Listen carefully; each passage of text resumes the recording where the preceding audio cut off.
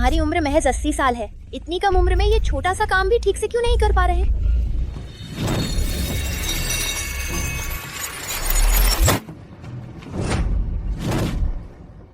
कुलपति, आप तो दिव्य शरीर वाले हैं, हम सब तो साधारण मनुष्य हैं। अब शरीर सचमुच साथ नहीं दे रहा। कुलपति, मैं तो 81 साल की हो गई हूँ। अगर इसी तरह सामान ढोते रहे तो मैं आपसे पहले ही चल बसूंगी। तुम सब नौजवान लोग सिर्फ खाने और आराम करने में लगे रहते हो। ये सब बहाने हैं। मुझे देखो, मैं तो 1000 से भी ज्यादा साल का हूँ, फिर भी शरीर इतना तंदुरुस्त है। जिंदगी तो चलने फिरने में है, रोज थोड़ी कसरत तो करनी ही चाहिए। तुम लोग पहाड़ी के पीछे के सारे पेड़ काट डालो, मुझे हाल ही में एक नई लकड़ी की चारपाई बनवानी है। अंकित, मैंने अभी अभी कहा ही तो है और तुम लेट गए। जल्दी से उठो। कुलपति, मेरे पिताजी की उम्र 106 साल है, आप उन्हें थोड़ा आराम करने दीजिए। अच्छा ठीक है, तो उन्हें कुर्सी पर बैठा दो। बहुत अच्छा, बहुत अच्छा।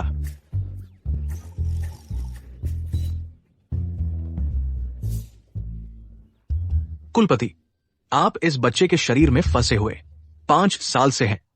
आखिर आपकी साधना कब पूरी होगी और आप अपना असली रूप वापस पा सकेंगे और देवता बन जाओगे? कुलपति, अगर आप देवता बन गए तो हम सब स्वर्ग में जाकर आराम से रह सकेंगे और यहाँ इन सब में नहीं फंसे रहेंगे। मुझे खबर है विलास हवेली संकट में है। कुलपति, ये क्या हो रहा है? विलास हवेली के पवित्र तख्ते के अनुसार विलास हवेली के 10वीं पीढ़ी के राहुल की हालत नाजुक है। राहुल के बड़े बेटे की अकाल मृत्यु हो गई। बस एक अकेली बेटी काव्या बची है और दूसरा बेटा आदित्य बहुत नरम दिल और कमजोर है। उसकी जड़ें भी मजबूत नहीं है। अगर राहुल की मृत्यु हो गई तो विलास हवेली को मुसीबत का सामना करना पड़ सकता है। कुलपति, क्या आप पहाड़ से नीचे जाएंगे और उस राहुल को बचाएंगे? मैं चलूंगा। कुलपति, हम सब साधारण मनुष्य हैं। आपकी तरह दिव्य शरीर और असीम शक्तियाँ नहीं रखते। आपके लिए किसी को बचाना कितना आसान काम है। आप अपने ही वंशज को बचाने के लिए नीचे जाए, वह भी तो कुलपति के प्रताप को फिर से स्थापित करना होगा। सही कहा कुलपति, आपकी अनोखी विद्या 3 प्लम सुई मृत को जीवित करने की क्षमता रखती है। बस आप एक बार हाथ उठाए तो सब आसानी से हो जाएगा। मेरी 3 प्लम सुई सैकड़ों साल से इस्तेमाल नहीं हुई है, लेकिन हमारे विलास हवेली के लिए मैं नीचे जाकर यह मुश्किल काम करने को तैयार हूँ, ताकि हमारे वंशजों की आंखें खुल जाएं। हम बहुत अच्छा। शानदार। कुलपति, आखिरकार आप नीचे जाने को तैयार हो गए।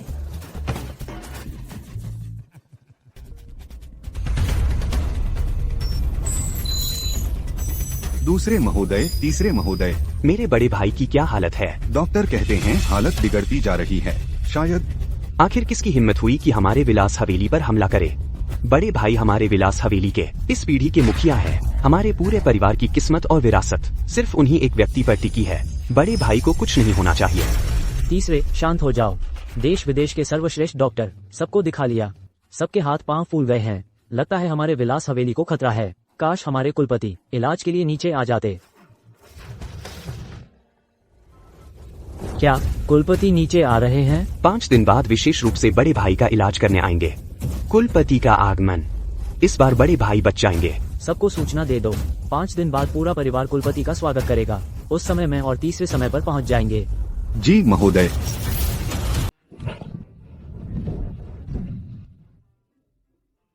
तुम लोगों ने मुझे ऐसे क्यों सजाया है? इस तरह का क्या मतलब है? कुलपति, क्योंकि आप अभी बच्चे जैसे दिख रहे हैं। यह स्टाइल आपके लिए सही है। और हाँ, ये भी लो। ये फिर क्या है? ये लॉलीपॉप है। बच्चों को ये बहुत पसंद आता है। मैं फिर से कहता हूँ, मैं दोस्त नहीं हूँ। बच्चे, दीदी के साथ इस तरफ आओ। जल्दी से दादा दादी को बाय बाय कहो, हमें प्लेन पकड़ना है। किसी बात की जरूरत हो तो स्मार्ट वॉच से कॉल करना। अरे, कुलपति आखिरकार चले गए। अब तो हम कुछ दिन आराम से रह सकते हैं। आखिरकार जीवित कुलपति को विदा कर दिया। नहीं तो ये बूढ़ा सच में टिक नहीं पा रहा था। परिवार के छोटों को सूचित करो, कुलपति दुनिया में आ रहे हैं। क्या कुलपति आ रहे हैं? विक्रम, क्या हुआ? माँ, पापा ने फोन करके बताया कुलपति खुद पहाड़ से उतर रहे हैं दादा का इलाज करने। क्या? ये कैसे हो सकता है? अगर बूढ़ा ठीक हो गया तो वह सारी संपत्ति उस काव्या नाम की लड़की को दे देगा। तो हम कुछ नहीं कर सकते कुलपति को आने से रोकने में। किसी को कुलपति बनाकर भेज दो ना। वैसे भी बूढ़ा अपनी आखिरी सांसें गिन रहा है, बस उसे और टाइम पास करवा दो और सारी संपत्ति हमारी हो जाएगी। काम पूरा होने से पहले बिल्कुल भी नहीं काव्या को बीच में आने देना, समझे? समझ गया। काम पूरा होने तक मैं उसे कभी नहीं दादा से मिलने दूंगा।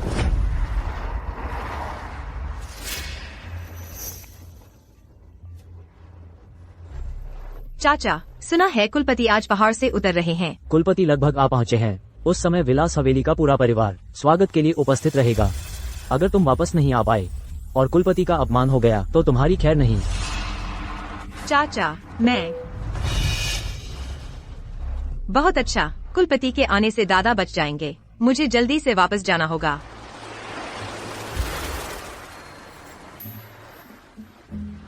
यहाँ कोई मुझे लेने भी नहीं आया।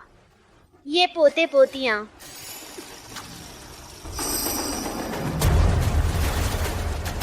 बच्चे सावधान।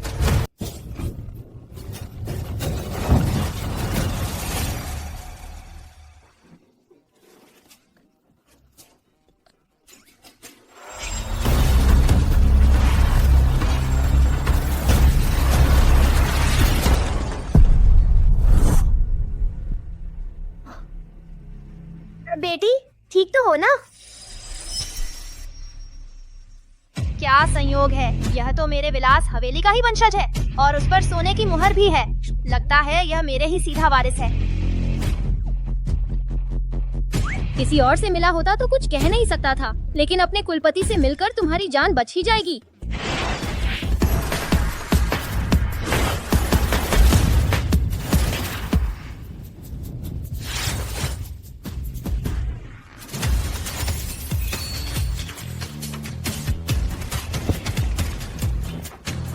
तुम कौन हो?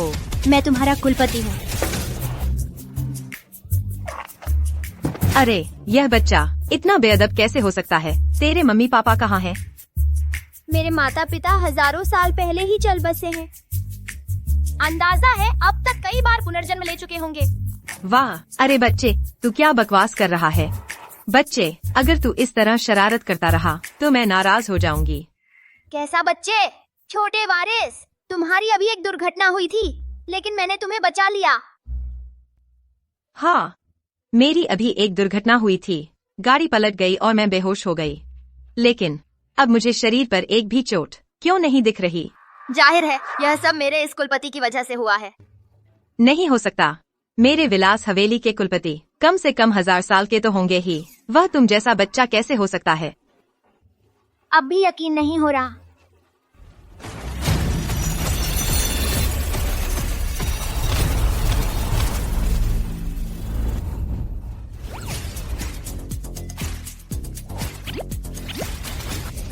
क्या तुम सच में मेरे कुलपति हो?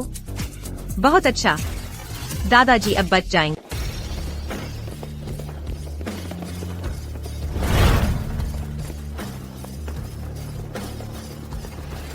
कुलपति आने ही वाले हैं। काव्या अभी तक क्यों नहीं आई?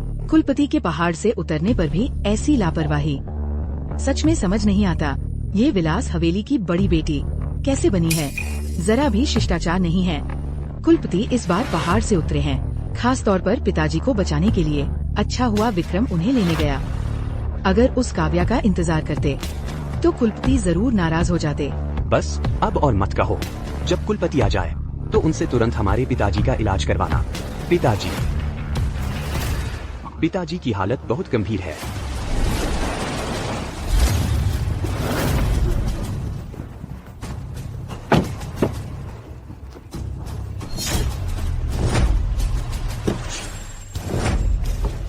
माँ, पिताजी, कुलपति आ गए हैं। देखो तो, सच में दिव्य व्यक्तित्व लगते हैं। कुलपति वाकई असाधारण है। कुलपति का स्वागत है। सब उठ जाओ। विलास हवेली के 11वीं पीढ़ी के वंशज आदित्य कुलपति को प्रणाम करते हैं। ठीक है, मुझे सब पता है। तुम्हारे पिता राहुल बीमार है। मैं इस बार पहाड़ से उतरा हूँ सिर्फ उन्हें बचाने के लिए। मेरे पिताजी की हालत बहुत खराब है। कुलपति, इस तरफ चलिए। अब से किसी को भी अंदर नहीं आने देना। कोई भी अंदर नहीं आएगा। लेकिन अगर काव्या जी आ गईं तो क्या करें? हम उन्हें रोक नहीं पाएंगे। तुम तीनों यहीं रुको। थोड़ी देर में जब काव्या आए तो कोई रियायत नहीं करना। जी। रुको, आज विलास हवेली में महत्वपूर्ण काम है। कोई भी अंदर नहीं आ सकता। किसने तुम्हें इतनी हिम्मत दी कि तुम मेरा रास्ता रोको? अच्छे से देखो मैं कौन हूँ। मेरा रास्ता छोड़ो। माफ कीजिए बड़ी बेटी जी, विक्रम साहब ने आदेश दिया है कि कोई भी अंदर नहीं आ सकता। विक्रम साहब, मैं ही विलास हवेली की बड़ी बेटी हूँ। मुझे अंदर जाने दो। माफ कीजिए, हम ऐसा नहीं कर सकते। क्या विलास हवेली की बड़ी बेटी की भी कोई इज्जत नहीं है? तो फिर मैं विलास हवेली का कुलपति कैसा रहा? तुम लोग क्यों हंस रहे हो? यही विलास हवेली के कुलपति हैं। बड़ी बहन, यही वह कुलपति है जिसके बारे में तुम बता रही थी। मुझे तो लगता है इसने दूध का धंधा छोड़ा भी नहीं है। तुम दूसरे बेटे ने खास तौर पर कहा था कि तुम्हें रोका जाए। तुम सच में मुसीबत खड़ी करने आई हो ना? कुलपति का रोल एक बच्चे से करवा रही हो। क्या तुम हमें मूर्ख समझती हो? मुझे अंदर जाने दो। छोटी काव्या मैं संभाल लूंगा। सावधान। इस छोकरे में तो दम है। अंकल तुझसे कुछ मुकाबला करेगा।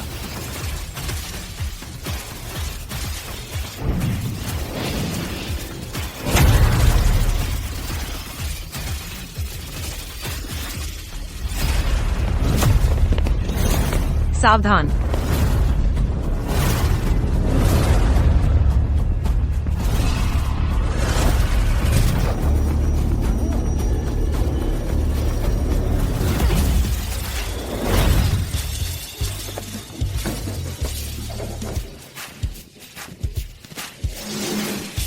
ये क्या हो रहा है?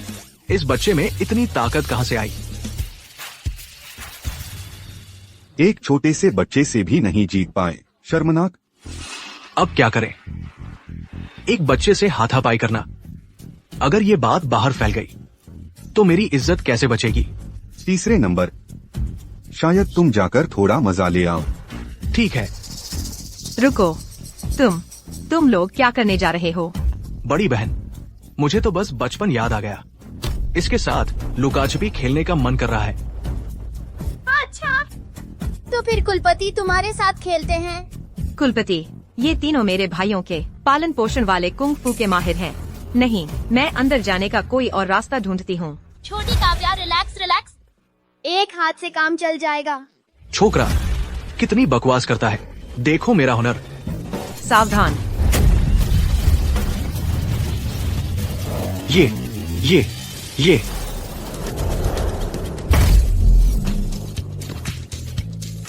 छोकरा मौत को दावत दे रहा है।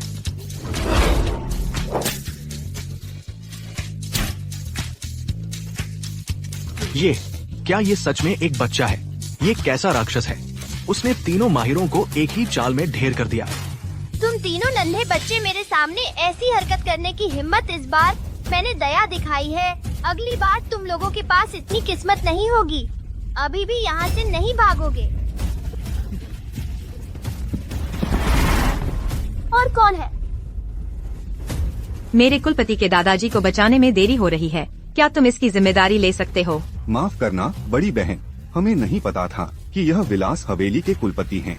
अभी विलास हवेली पहले ही एक कुलपति को लेकर अंदर चली गई है। क्या?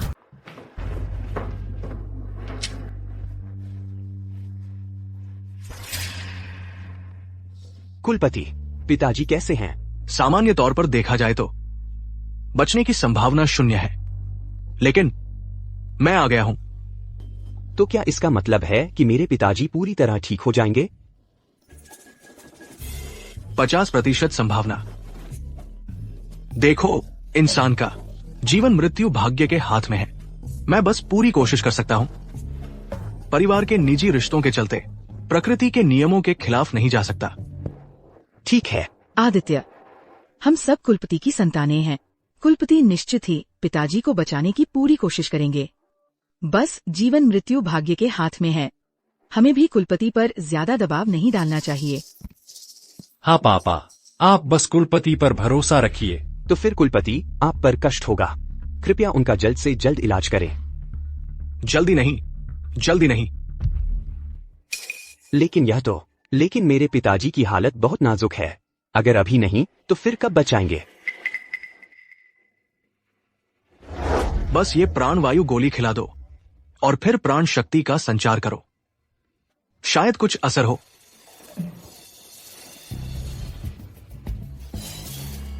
रुको। तुम लोग दादाजी को मारना चाहते हो क्या? तुम्हें किसने अंदर आने दिया? तुम देख नहीं रहे कि कुलपति दादाजी का इलाज कर रहे हैं? मुझे तो लगता है तुम ही दादाजी को मारना चाहती हो। यह नकली है, यही असली कुलपति है। काव्या, तुम्हारा इरादा क्या है? इस समय पर बवाल मचा रही हो, दादाजी की चिंता करने का नाटक कर रही हो। असल में तो जायदाद बांटना चाहती हो। नहीं, ऐसा नहीं है। कुलपति के स्वागत के समय तो कहीं नजर नहीं आई। अब यहाँ क्या उपद्रव मचा रही हो? वह ट्रक ड्राइवर क्या कर रहा था? उसे कुछ हुआ ही नहीं। कैसे? अरे हाँ, तुम अंदर कैसे आई? वे तीनों माहिर लोग कहाँ हैं? तुम्हें भी अंदर कैसे आने दिया? लगता है मेरा विलास हवेली सचमुच पतन की ओर है। वे तीनों बच्चे माहिर कहलाते हैं। मुझे रोकने की कोशिश कर रहे थे।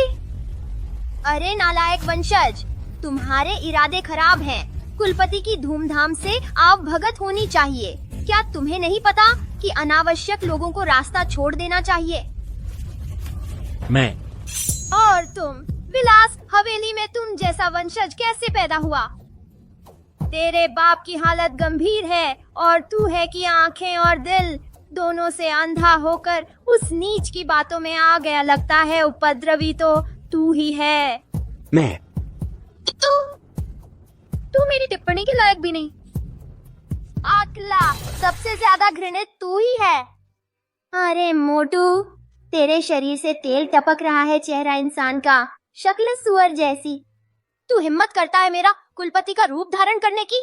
अरे नादान बच्चे, अभी तो तेरे बाल भी नहीं फूटे, इतनी बेशर्मी की बात कहने की हिम्मत करता है। मैं ही विलास हवेली का असली कुलपति हूँ। तू कौन है? अरे सभी नालायक वंशजों, तुम सब अंधे हो। इस मोटे लाश को कुलपति मान बैठे हो। अब मैं तुम्हें घर के नियमों के अनुसार सजा दूंगा। सब मेरे सामने घुटने टेको।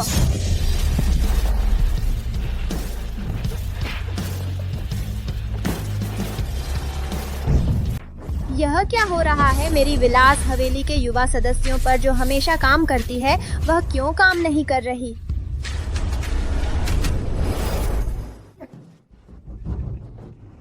अब तो नाटक करना बंद करो। मुझे लगा था कि तुम्हारे पास कोई असली काबिलियत है।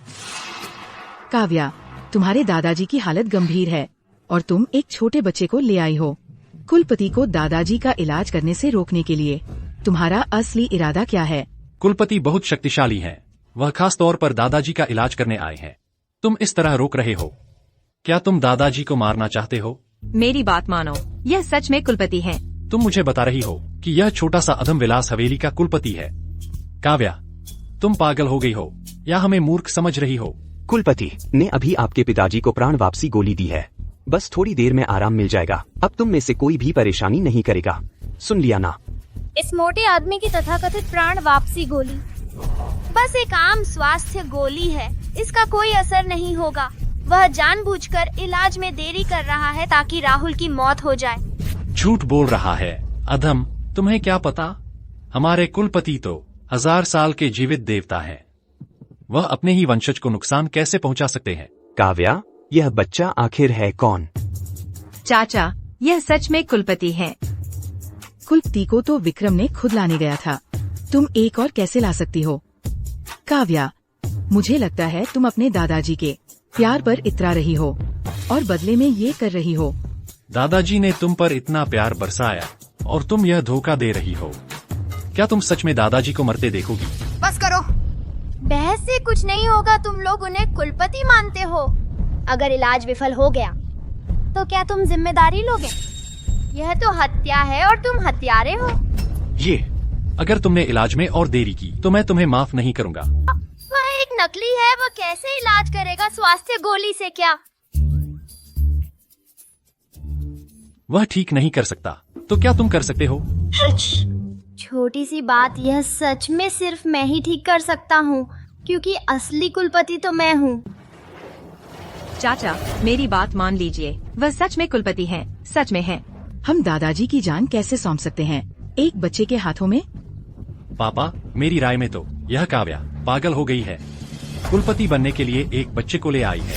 प्यारे, आप काव्या की बातों पर बिल्कुल भी यकीन न करें।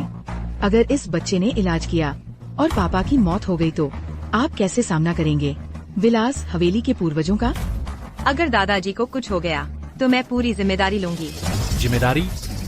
तुम क्या जिम्मेदारी लोगी? अगर दादाजी सच में मर गए तो तुम उनकी जान कैसे वापस लाओगी? खैर, आज कुलपति के अलावा कोई भी दादाजी को हाथ नहीं लगा सकता। कुलपति, अब क्या करें? मामूली से कुछ ठोकरे मुझे कैसे रोक सकते हैं?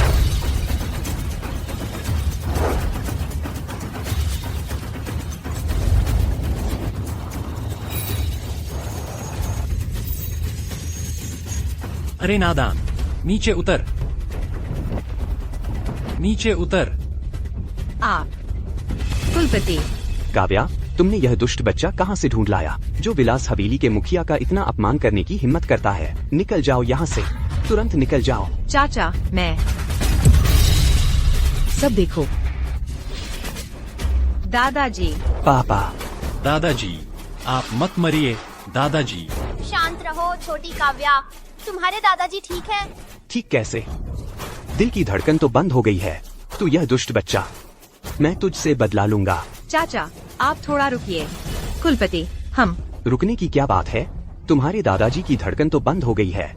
वह तुम्हें हमेशा इतना प्यार करते थे और सारी संपत्ति तुम्हें देने वाले थे, और तुमने इस दुष्ट बच्चे से मिलकर अपने दादाजी को मरवा डाला। तुम्हारे पास अब क्या हक है विलास हवेली की संतान कहला? बिल्कुल, छोटा बच्चा सुई कहाँ चुभाना जानता है। हर सुई एक जानलेवा प्रेशर पॉइंट पर लगी है। मुझे शक है कि किसी ने जानबूझकर मेरे विलास हवेली के वारिस को नुकसान पहुंचाने की कोशिश की है। बताओ, तुम्हें ये किसने सिखाया? हाँ, एक छोटा बच्चा ये सब कैसे जान सकता है? जरूर कोई पीछे से उकसा रहा है। नहीं, मैंने नहीं किया। मैं नहीं हूँ। क्या तुम लोगों को बचाने का तरीका भी आता है? मैंने अभी जो किया वो हमारे विलास हवेली का गुप्त तकनीक था। 3 प्लम सुई। 3 प्लम सुई। यह सिर्फ अस्थायी रूप से सांस रोकने जैसा है। बस मुझे अपनी ऊर्जा से प्रेशर पॉइंट खोलने दो और वह फिर से जी उठेगा। तुम्हें कैसे पता? तुम्हें मेरे विलास हवेली के खोए हुए 3 प्लम सुई के बारे में कैसे पता? काव्या, जायदाद के लिए लड़ने में तुमने कोई कसर नहीं छोड़ी। नहीं तो एक छोटा बच्चा 3 प्लम सुई के बारे में कैसे जानता? जरूर तुमने ही सिखाया है। बकवास बंद करो। 3 प्लम सुई एक काल्पनिक कहानी है। हमारे विलास हवेली में कभी ऐसी कोई चीज नहीं थी। हाँ, अगर तुम सच में मेरे दादा को बचाना चाहते हो तो उन्हें सीधे होश में क्यों नहीं लाते? मरकर जी उठने का यह नाटक क्यों कर रहे हो? साफ साफ बहानेबाजी है। काव्या, तुम ये मत सोचो कि एक बच्चे का इस्तेमाल करके किसी की हत्या करके तुम कानूनी जिम्मेदारी से बच जाओगी। तुम ही मेरे दादा की मौत की असली जिम्मेदार हो। फौरन पुलिस को बुलाओ, इसे गिरफ्तार कर लो।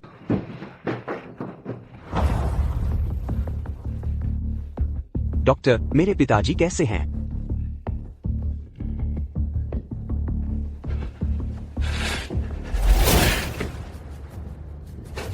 चाचा। तुम यह अवज्ञाकारी बेटी। चाचा, मुझे नहीं पता था कि दादाजी ऐसे हो जाएंगे। उन्होंने सचमुच जादू से मुझे बचाया। वह सचमुच कुलपति ही हैं। अब भी बहाने बना रही है।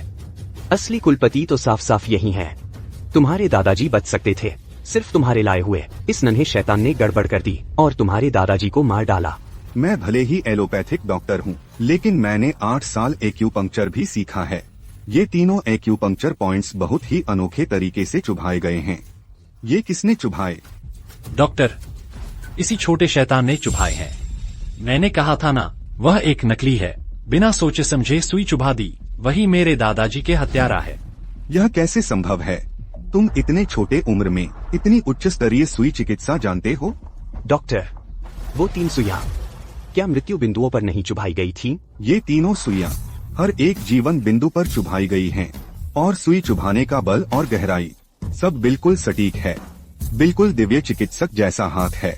यह कैसे हो सकता है? अगर जीवन बिंदु पर चुभाई गई थी तो मेरे दादाजी की मौत कैसे हो गई? यह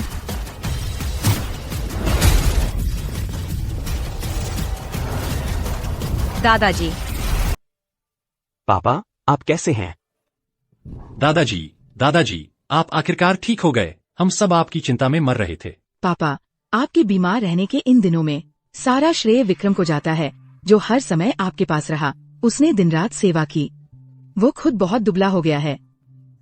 माँ, दादाजी की देखभाल करना तो मेरा कर्तव्य था। बस आप ठीक हो जाएं। दादाजी, मेरी थोड़ी सी तकलीफ क्या है? विक्रम, तुमने बहुत मेहनत की। काव्या कहाँ है? दादाजी, मैं यही हूँ। दादाजी, अब आपको कैसा महसूस हो रहा है? मैं बिल्कुल ठीक हूँ। बहुत अच्छा महसूस कर रहा हूँ। लगता है 10 साल जवान हो गया हूँ। मुझे बचाने वाला महान व्यक्ति कौन है? दादाजी, आपको कुलपति ने बचाया है। यही है कुलपति? हाँ, कुलपति ने आपको सुई लगाई, तभी आप दोबारा जीवित हो पाए। विलास हवेली के 10वीं पीढ़ी के वंशज राहुल कुलपति को प्रणाम करता हूँ। राहुल कुलपति को प्रणाम करते हैं। छोड़ो, तुम अभी ठीक हुए हो। इतनी औपचारिकता की जरूरत नहीं। नहीं, दादाजी को काव्या की बातों पर विश्वास नहीं करने देना है। वैसे भी दादाजी ने असली कुलपति को कभी देखा ही नहीं है। बकवास। आप काव्या की बातों पर भरोसा मत कीजिए। आपकी बीमारी असली कुलपति ने ही ठीक की है और यह नीच काव्या ने जानबूझकर नकली बनवाया है। वह हमें आपको बचाने से रोक रही है। वह आपको मारना चाहती है। काव्या, विक्रम सच कह रहा है? नहीं दादाजी, ऐसा नहीं है। मैंने किसी को जानबूझकर नकली नहीं बनवाया। यह बच्चे जैसा दिखता जरूर है, लेकिन यह सचमुच कुलपति है। धृष्ट, साफ तौर पर मेरी रिटर्न क्योर पिल ने आपके पोते को बचाया है और तुम कहते हो ये बच्चा कुलपति है? ये घोर अपमान है। ये फिर कौन है? यही असली कुलपति है। 2 कुलपति कैसे हो सकते हैं? दादाजी, यही असली कुलपति हैं। कुलपतियों ने ही मुझे फ्लाइट नंबर भेजा था। मैं खुद एयरपोर्ट जाकर इन्हें लेकर आया हूँ। यह कुलपति मेरी रास्ते में मुलाकात हुई थी। रास्ते में मिले? कुलपति का दर्जा बहुत ऊंचा होता है। वे रास्ते में इधर उधर कैसे घूम रहे होंगे? और वैसे भी ऐसे महान व्यक्ति आसानी से मिल जाते हैं क्या? काव्या, तुमने किसी बच्चे को कुलपति बताकर ला दिया। तुम्हारा मकसद दादाजी को मारना है ताकि तुम्हें संपत्ति मिल जाए। तुम सब पोते पोतियों को समझ ही नहीं आता। मैंने अभी 3 बेर वाली सुई से अपने परपोते की जान बचाई है और तुम लोग अब भी इस मोटे आदमी को कुलपति मान रहे हो? तुम लोग भोले हो या जानबूझकर ऐसा कर रहे हो? चुप रहो, छोटे बच्चे हो तुम। अब भी झूठ बोल रहे हो। मेरे पिताजी को कुलपति की हुई की गोली ने बचाया है। तुम्हारी वह 3 बेर वाली सुई, वो तुम्हारी 3 बादाम वाली सुई बिल्कुल नकली है। डॉक्टर साहब, आपने कहा था कि आपको एक्यूपंक्चर आता है, तो क्या आप जानते हैं कि वो 3 बादाम वाली सुई असली है या नकली?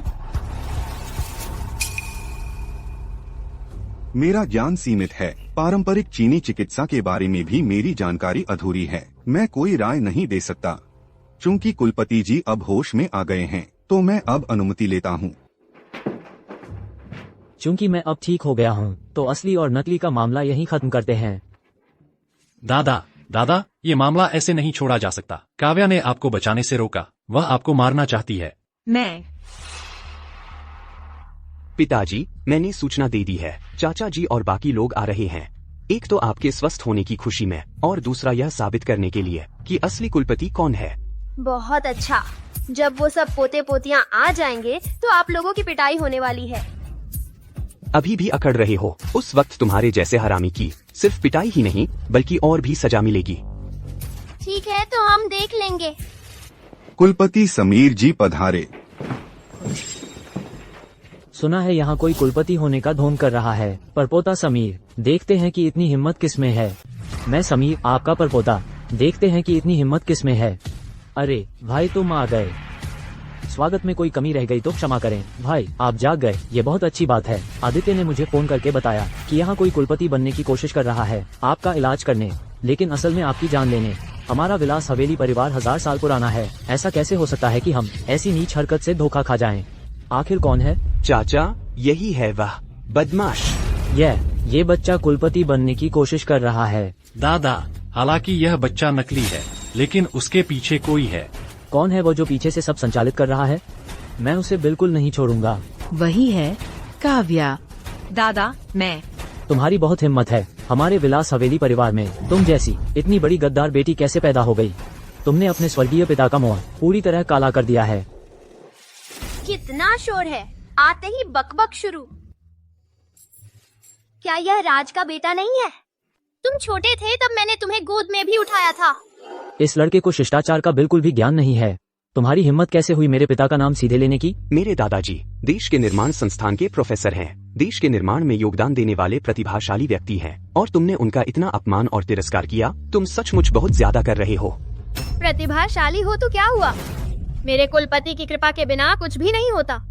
तू यह नीच जात का बच्चा, तुझे सचमुच दुनिया का भान नहीं है। मेरे दादाजी के 2 चचेरे भाई दुनिया के टॉप के अमीरों में से हैं। तू ऐसा करके अपनी मौत को दावत दे रहा है। हाँ, और देव भी है। प्रिया का बेटा है। मैं कुलपति हूँ, नीचे आ गया हूँ। वह अभी तक मेरा अभिवादन क्यों नहीं कर रहा? अज्ञानी बच्चे, तू मुझे मार डालेगा। तुम शांत हो जाओ। मुझे देखकर लगता है तुम्हारी उम्र भी कम नहीं है। गुस्से में आकर अचानक दम न तोड़ दो।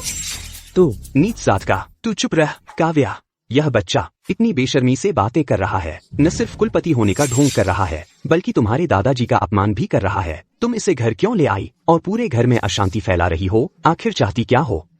क्या चाहती हूँ ये साफ नहीं है क्या? पैसे के लिए ना? काव्या, तेरा दिल कितना काला है। दादाजी तुझे इतना प्यार करते हैं और तू उन्हें मारने की सोच रही है और घर की संपत्ति हड़पने की। तू सब चुप रहो।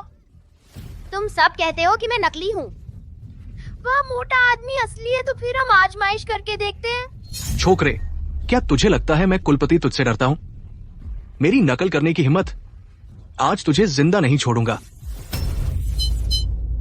कुलपति, आप सावधान रहिएगा। काव्या, तुमने भी देख लिया।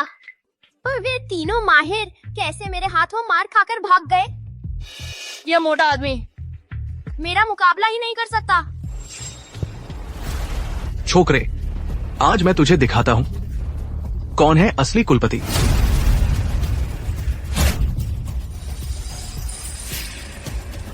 अरे, ये क्या हो रहा है? कुलपति को क्या हो गया? नहीं हो सकता, एक छोटे बच्चे को भी नहीं उठा पा रहे। क्या ये मोटा आदमी नकली कुलपति है? पर कुलपति एक बच्चा कैसे हो सकता है? हाँ सही तो हो, ये तो नामुमकिन हो।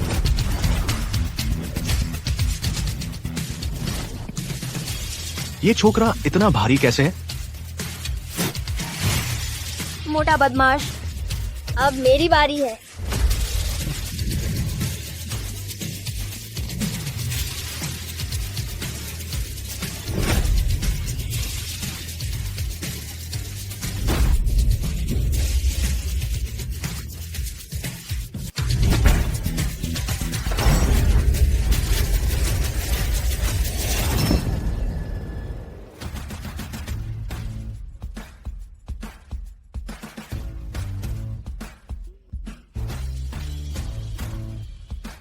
हो गया हूँ, कुछ ही देर में थक जाता हूँ। मुझे पानी ला दो।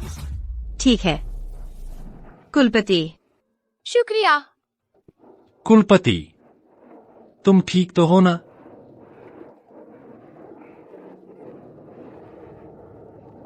तुम उठो, मैं तुम्हें और पैसे दूंगा। और पैसे? आखिरकार मैं वेटलिफ्टिंग चैंपियन हूं। इतनी ताकत तो मेरे पास है ही। युवराज, आपने मुझे और पैसे देने की बात की थी, वादा निभाइएगा। इतनी बकवास मत करो, जल्दी से वापस जाओ और उसे पीटना जारी रखो। छोटे बच्चे, मैंने तो कई सालों की मेहनत की है। तुम्हारी इस साधारण देह से तो बिल्कुल अलग हूं। तेरी इन मामूली चोटों से मुझे चोट नहीं पहुंच सकती। बिल्कुल, हमारे कुलपति तो तुम जैसे छोटे बच्चे से बहस नहीं करेंगे, वरना लोग कहेंगे कि हम बड़े होकर छोटों को सताते हैं। कुलपति सच में आम इंसान नहीं है। इतना सब होने के बाद भी खड़े हो गए, जैसे कुछ हुआ ही न हो। ये तो बहुत शानदार है। तू ये मोटा आदमी शरीर से तो मजबूत है। तो अब मैं असली मुकाबला शुरू करता हूँ।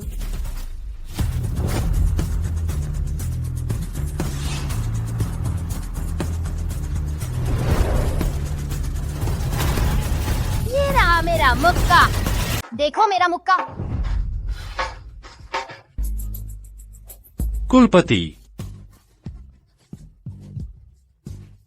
अरे तू यह छोटा बदमाश, हमारे कुलपति। वैसे तो वह तुमसे हाथ नहीं मिलाना चाहते थे, लेकिन तुम बार बार जबरदस्ती कर रहे हो और अब कुलपति को चोट भी पहुंचा दी। आज अगर तुम्हें सबक नहीं सिखाया तो हम विलास हवेली का मान कैसे बनाए रखेंगे? क्या तुम्हारी आंखें अंधी हो गई हैं? मैंने तो उन्हें छुआ तक नहीं। दादाजी, पिताजी, आप सबने भी तो देख लिया, कुलपति दयालु थे, वह इससे लड़ना नहीं चाहते थे। यह नादान बच्चा कुलपति को चोट पहुंचा बैठा। काव्या, तुम कहाँ से ले आए हो यह आवारा बच्चा? इतना हिम्मती, कुलपति को चोट पहुँचाने की हिम्मत कर बैठा। आज तुम्हें सबक नहीं सिखाया तो हमारे खानदान की इज्जत कहाँ रहेगी? इस मामले की अभी पूरी जांच नहीं हुई है। तुम अभी शांत रहो। दादा, यह क्या साफ नहीं है? भले ही काव्या के पिता जल्दी चल बसे, लेकिन तुम बहुत पक्षपात करते हो। देखो तो, तुमने उसे इतना बिगाड़ कर रख दिया है। वह सच में कुलपति हैं। पहले मेरे साथ हुई कार दुर्घटना में उन्होंने ही मुझे बचाया था, और फिर बाद में दादाजी के होश में आने का कारण भी उनकी 3 मई सुई ही थी। 3 मई सुई? वो तो कुलपति की विशेष तकनीक नहीं है। तुम्हें ये कैसे आता है? बकवास बंद करो। असली कुलपति तो मैं हूँ। अगर मैं नहीं कर सकता तो और कौन करेगा? क्या? नहीं नहीं नहीं, यह हो ही नहीं सकता। दादाजी, आप उसके झांसे में मत आइए। दादाजी को तो कुलपति ने ही बचाया था, वापसी की गोली से। वो कौन सी समय ज़ेन है? वो तो बस एक अफवाह है, उसे किसी ने देखा तक नहीं है। हाँ चाचा जी, ये समय ज़ेन तो परदादाजी को भी नहीं आती। शायद ये सिर्फ एक किस्सा है और ये बच्चा कह रहा है कि उसे समय ज़ेन आती है। मुझे समझ आ गया, किसी ने किस्से को हकीकत समझ लिया है और इस बच्चे को कुछ समय ज़ेन सिखा दी है। अब बात बिगड़ गई ना? ऐसी बात नहीं है। मैं सच में दादाजी को बचाना चाहती थी। मेरा उन्हें नुकसान पहुंचाने का कोई इरादा नहीं था। झूठ बोलती हो। तुम तो दादाजी के मरने का इंतजार कर रही थी ताकि तुम्हें जायदाद मिल जाए। नहीं, तुम इस पल का भी इंतजार नहीं कर सकती। काव्या, तुम्हारा दिल कितना कठोर है। मैंने ऐसा नहीं किया। मेरे बड़े भाई ने अपने आखिरी समय में तुम्हारी जिम्मेदारी मुझे सौंपी थी। मैं तुम्हारे पिता के समान हूँ। आज मैं तुम्हारे स्वर्गीय माता पिता की तरफ से तुम्हें ठीक से सबक सिखाऊंगा। हे अवज्ञाकारी बेटी।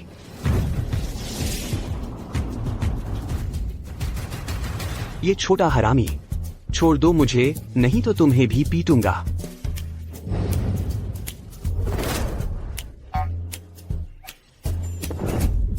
पति जी, आप ठीक तो है ना? तुम ये बहुत हो गया, बहुत हो गया।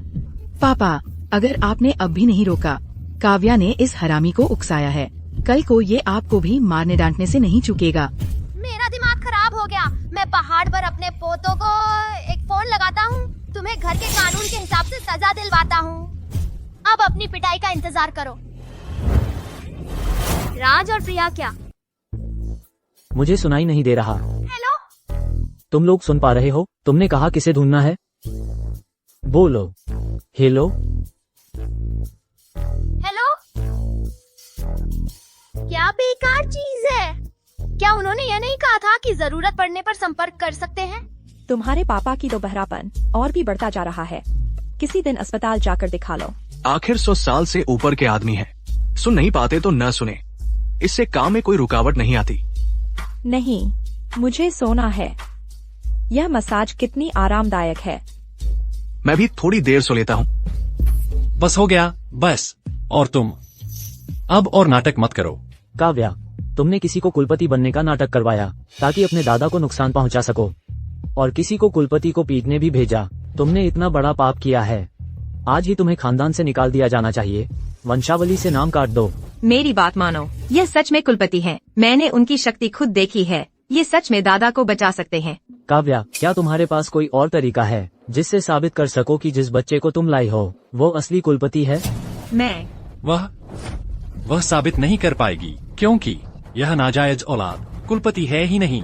तुरंत आदेश जारी करो कि काव्या का नाम वंशावली से हटा दिया जाए। और इस नाजायज औलाद ने कुलपति को पीटा है और इस नीच ने कुलपति को चोट पहुंचाई है। मैं तुम्हें जरूर मरवा दूंगा। तुम्हारी लाश का भी पता नहीं चलेगा। काव्या, आज से ही तुम्हारा विलास हवेली से कोई लेना देना नहीं रहा, फौरन विलास हवेली से निकल जाओ। दादाजी, मैंने कभी दादाजी को नुकसान पहुंचाने के बारे में सोचा भी नहीं था। मैं कुलपति को यहाँ लाई थी सिर्फ दादाजी को बचाने के लिए।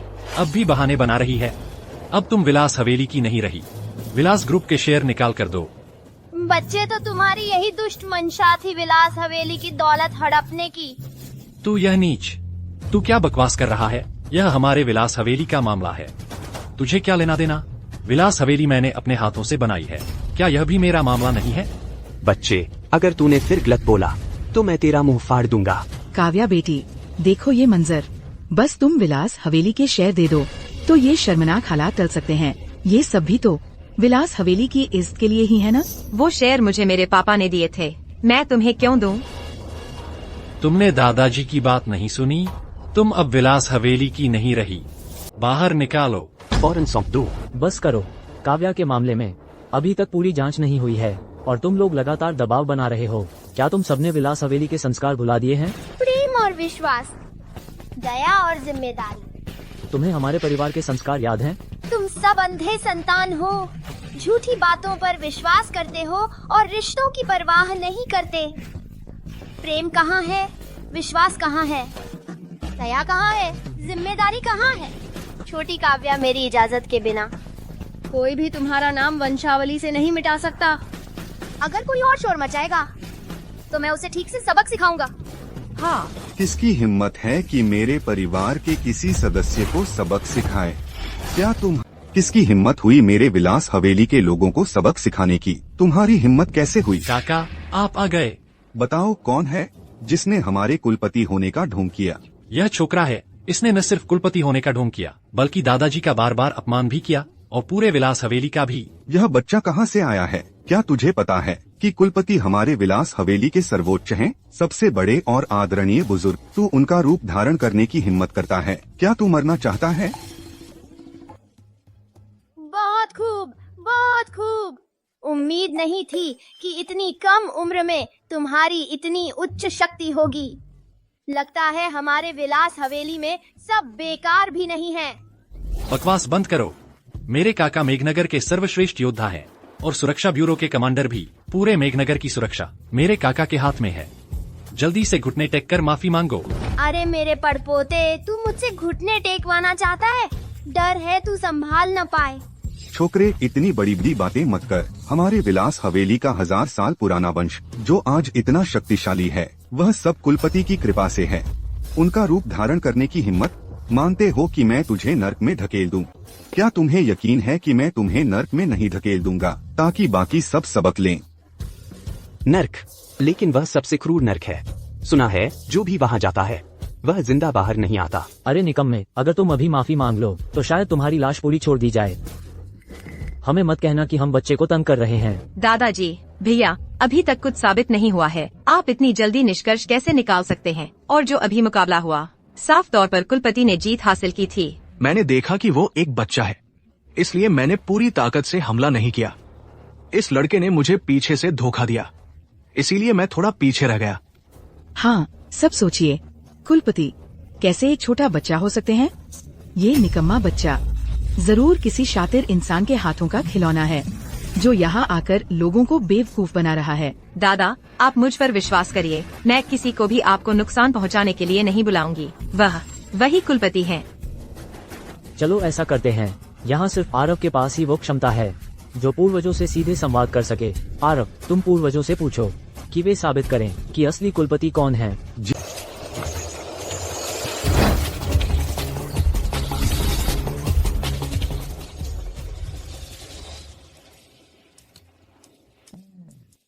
कुलपति नहीं है। ये दिन बहुत आरामदायक है। पिछले कुछ दिन इतना काम करना, मैं बहुत थक गई हूँ। कमर सीधी नहीं हो पा रही। अगर कुलपति हमेशा के लिए न लौटें। बकवास मत करो। अगर कुलपति को पता चल गया, हम दोनों का सत्यानाश हो जाएगा। परपोते आरव का फोन। क्या कुलपति को कुछ हो गया है? मैं समझ गई, निश्चित रूप से वे ही हैं। हमें कुलपति को वापस लाने के लिए कह रहे हैं। कुलपति अब वापस आ रहे हैं। हमारे अच्छे दिन खत्म हो गए। तुम क्या कर रहे हो? मानो फोन आया ही नहीं। उन पोतों को कुलपति की कुछ और दिन सेवा करने दो, हम भी कुछ और दिन आराम कर सकते हैं। मजे के दिन। हाँ, सही कहा। लेकिन अगर तुम्हें सच में चिंता है तो मेरे बेटे देव को भेज दो। आखिर वह मेघनगर का सबसे अमीर आदमी है और एक शीर्ष धनाढ्य भी। वह हमारे विलास हवेली में सबसे बड़ा भी है। और जब तक वह कुलपति ने अगर आसमान में छेद कर दिया तो भी देव संभाल लेगा। रुको, मुझे कुलपति की तस्वीर भेजने दो ताकि उनकी कमजोर नजरों से वह पहचान सकें। माँ, अगर यह बच्चा सच में कुलपति निकला तो? कुलपति बच्चा कैसे हो सकता है? अभी हम इस बच्चे का इस्तेमाल कर रहे हैं काव्या को खत्म करने के लिए। फिर जब समय आएगा और असली कुलपति से माफी मांगनी पड़े तो हम कह देंगे कि हमें कुछ पता नहीं था। हम तो इस मोटे आदमी के झांसे में आ गए। बस हो गया काम। तुम थोड़ा संयम से काम लिया करो। जब वाकई ऐसा हो जाएगा तो हम सारा दोष इस मोटे आदमी पर मढ़ देंगे। बस समस्या हल। आरव, सब ठीक है। कुलपति ने क्या कहा? कुलपति ने फोन नहीं उठाया।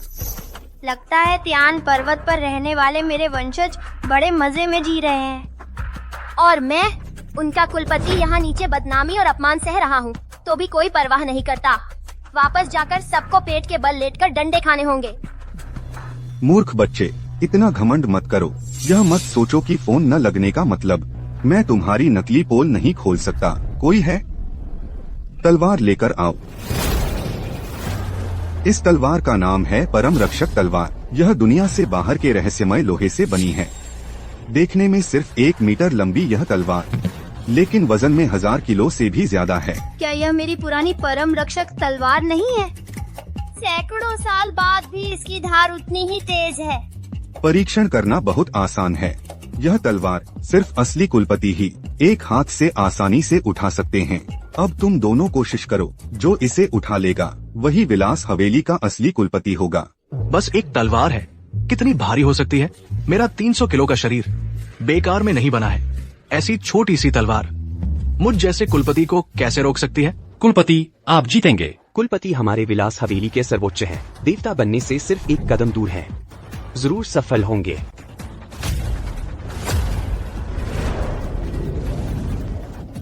हिल गया, हिल गया। कुलपति ने अकेले ही परम रक्षक तलवार उठा ली। अरे मोटा, तूने जो जोर लगाया वह तेरे अंदरूनी अंगों को ही चोट पहुंचाएगा। खून की नसें फट जाएंगी और तू मर जाएगा। अरे नादान। अरे गधे, यह परम रक्षक तलवार हजारों किलो की है। कुलपति ने अकेले ही इसे उठा लिया। इससे साबित होता है कि कुलपति साधारण मनुष्य नहीं है। तू यहाँ बकवास कर रहा है। क्या तू इसे उठा सकता है? यह छोटी सी परम रक्षक तलवार मैं इसे आराम से उठा लूंगा। अभी भी बड़ी बड़ी बातें कर रहा है यह छोकरा। अगर तू सच में यह तलवार उठा ले तो हमारे विलास हवेली के सारे लोग तुझे सलाम करेंगे। यह तुमने कहा है ना? हाँ, मैंने कहा। फिर क्या? जीतो। छोटे बदमाश, मैं तुम्हें सलाह देता हूँ, अब और जबरदस्ती मत करो। अगर तुम्हें कुछ हो गया तो हम जिम्मेदार नहीं हैं। आखिरकार असली रूप सामने आ ही गया। देखता हूँ इस बार यह छोटा बदमाश कैसे बहस करता है। पापा, जल्दी देखो, ये बच्चा वाकई नकली है। काव्या ने ही उसे परेशानी करने भेजा है और कह रहा है कि वह विलास हवेली का कुलपति है। ये तो हंसी का विषय बन गया है। भैया, हमारे विलास हवेली में ऐसे अनुचित वंशजों के लिए जगह नहीं है। अगर आप दिल नहीं कर पा रहे तो मैं आपकी तरफ से ये काम कर सकता हूँ। इस घमंडी और अशिष्ट वंशज को विलास हवेली से बाहर निकाल दें। काव्या, ये सब क्या हो रहा है? जल्दी सबको साफ साफ समझाओ। दादाजी, उन्होंने ही आज मुझे जादू से बचाया था। वही सच में कुलपति हैं। मैं भूल गया। इस परम रक्षक तलवार में मैंने थोड़ा जादू डाल दिया था। आम आदमी के लिए इसे उठाना मुश्किल है।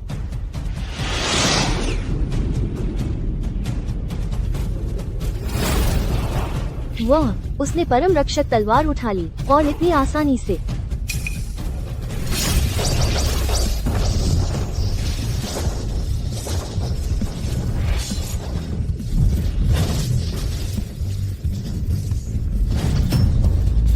वो मोटा आदमी तो अभी खून उगलने लगा था और ये छोटा बच्चा बिना किसी मेहनत के। क्या ये सच में कुलपति है? विलास हवेली का कुलपति एक बच्चा है? ये तो बिल्कुल बेतुका है। उस समय मुझे डर था कि तुम जैसे वंशज मेरी परम रक्षक तलवार खराब कर देंगे, तो मैंने उसमें थोड़ा सा जादू डाल दिया था ताकि उसका वजन हजारों किलो हो जाए। लेकिन अभी अभी मैंने उसे हटा दिया है। अब कोई भी इसे आसानी से उठा सकता है।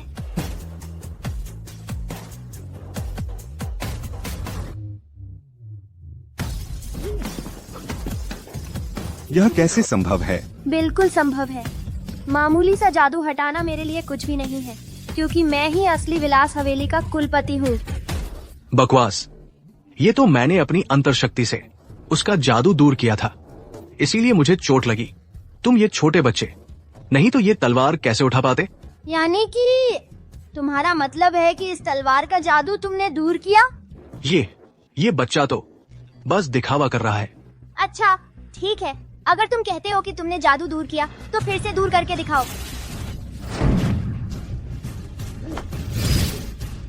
आप एक बार फिर से उस पर काम करके दिखाइए। इस निकम्मे को दिखा दीजिए। थोड़ा सा टोना टोटका आता है तो इतना घमंड, लगता है हमारे विलास हवेली को कुछ भी नहीं समझता। कुलपति, आपको ही गड़बड़ी सुधारनी होगी। कुलपति, उसे सबक सिखा दीजिए। आज तुझे इस छोटे से बच्चे को अपनी आंखों से देखने दूंगा।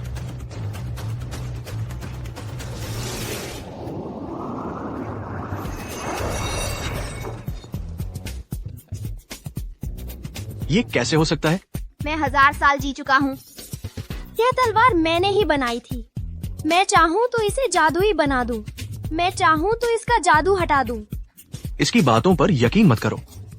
ये छोटा बच्चा जादू टोना जानता है। हाँ, इस नन्हे शैतान को जरूर जादू आता है, नहीं तो वह एक छोटा बच्चा है। परम रक्षक तलवार को उठा कैसे सकता है? काव्या को भी तुमने अपने जादू से भ्रमित किया है ना? तुम्हारा असली इरादा क्या है? इतने घटिया तरीके से हमारे कुलपति का अपमान करने की हिम्मत! क्या तुम्हें लगता है विलास हवेली में कोई नहीं है? बेशर्म, साहस देखो इसका। आरव, तुम्हें इस छोटे जादूगर को ठीक से सबक सिखाना होगा और हमारे विलास हवेली की इज्जत वापस लानी होगी। मेरा चचेरा भाई मेघनगर का सर्वश्रेष्ठ योद्धा है। उसकी मुट्ठियां पहाड़ हिला सकती हैं। छोटे शैतान, अब तेरी मौत तय है।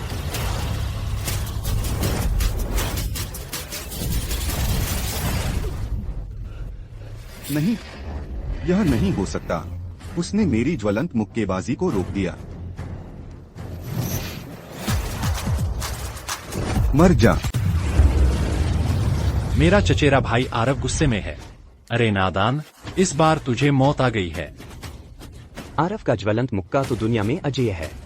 देखते हैं तो यह छोटा सा बदमाश अब भी अकड़ दिखाने की हिम्मत करेगा। कुलपति, सावधान। मेरा ज्वलंत मुक्का। पोता, तेरी मारक क्षमता तो ठीक है, लेकिन मेरे सामने तुझे और सैकड़ों साल अभ्यास करना होगा। राक्षस, तुमने विलास हवेली के कुलपति होने का ढोंग किया और बार बार हमारे बड़े बुजुर्गों को चोट पहुंचाई। चाहे तुम हमारे पूरे परिवार को मार डालो, हम विलास हवेली कभी तुम्हारे सामने झुकेंगे नहीं। मैंने मेघनगर के 3 महारथियों को बुलाया है। मेरा चचेरा भाई आरव, अकेले तुम्हारी राक्षसी शक्ति का सामना करने में कठिनाई होगी। मुझे यकीन नहीं होता कि 3 महारथी तुझे काबू नहीं कर पाएंगे। 3 महारथी, बाहर आओ। तुम लोग इस हालत में कैसे पहुंच गए? मुझे एक बच्चे ने हादसा हो गया। मैं ठीक हूँ, कोई बात नहीं। अच्छा हुआ। आज तो मैं चाहता हूँ कि तुम लोग मेरे लिए एक छोटे से बदमाश का काम तमाम करो। काम पूरा कर लो, हर एक को 1 करोड़। जी युवराज, हमें किसे सबक सिखाना है? यही राक्षस। हाय, फिर मिले। चलो जानू, तुम्हारा डिलीवरी टाइम होने वाला है। ठीक है, मैं अभी पहुंचता हूँ। युवराज, मेरी बीवी का दूसरा बच्चा होने वाला है। मुझे तुरंत हॉस्पिटल जाना है। युवराज, यह मामला फिर कभी। अरे हाँ, मेरी बीवी का दूसरा बच्चा, मुझे भी तो हॉस्पिटल जाना है। उसकी बीवी का बच्चा हो रहा है, तुम क्यों जा रहे हो? हम आपस में भाई जैसे हैं। उसकी बीवी मेरी बीवी है। मुझे भी हॉस्पिटल जाना है। मुझे भी जाना है। तुम मुझे यह मत कहना कि तुम तीनों की बीवियां एक ही औरत है। बिल्कुल नहीं, आपने अभी सुना ही ना। उन दोनों का दूसरा बच्चा है, मेरा पहला है। चलते हैं, फिर मिलते हैं। अलविदा। तुम सब नौजवानों ने छोड़ो, पुरानी बातों में नहीं पड़ता। अब मैं कुलपति के रूप में तुम्हें आदेश देता हूँ कि इस मोटे आदमी को बाहर फेंक दो। अरे नीच कहीं के, चाहे तुम्हारा जादू कितना भी ताकतवर हो, हम तुम्हें मानने वाले नहीं हैं। हाँ, हम विलास हवेली के वंशज इज्जतदार लोग हैं, बस तुम हम सबको मार डालो। बच्चे, चाहे तुमने मेरी जान बचाई हो या नहीं, लेकिन हमारे विलास हवेली के कुलपति कोई ऐसे ही नकली नहीं बन सकता। अभी मैं तुम्हें छोड़ सकता हूँ, लेकिन अगर तुमने फिर ऐसी बड़ी बड़ी बातें की तो हमारी विलास हवेली तुमसे नाराज हो जाएगी। हमारे विलास हवेली में तुम जैसे सुअरों जैसे मूर्ख वंशज कैसे हो सकते हैं? मुझे गुस्सा आ रहा है कुलपति। क्या आप पहले विश्राम करने चले जाएंगे? वैसे भी दादाजी ठीक हो गए हैं। क्या अपनी पोल खुलने से डर रहे हो? अब नाटक नहीं चल पा रहा। कुलपति की नकल कर रहे हो, विलास हवेली के बड़ों को बदनाम करके भागने की सोच रहे हो। तो फिर तुम लोग क्या चाहते हो? इस बच्चे को तुरंत मेरे सामने घुटने टेक कर माफी मांगनी होगी। क्या तुम्हें यकीन है कि मुझे तुम्हारे सामने घुटने टेकने चाहिए? क्या तुम्हें घुटने नहीं टेकने चाहिए? मैं घुटने टेक सकता हूँ, बस डर है तुम लोग इसे सह न पाओ। बच्चे, बेहतर होगा तुरंत घुटने टेक कर माफी मांग लो, नहीं तो तुम्हारी और काव्या की खैर नहीं। धृष्टता,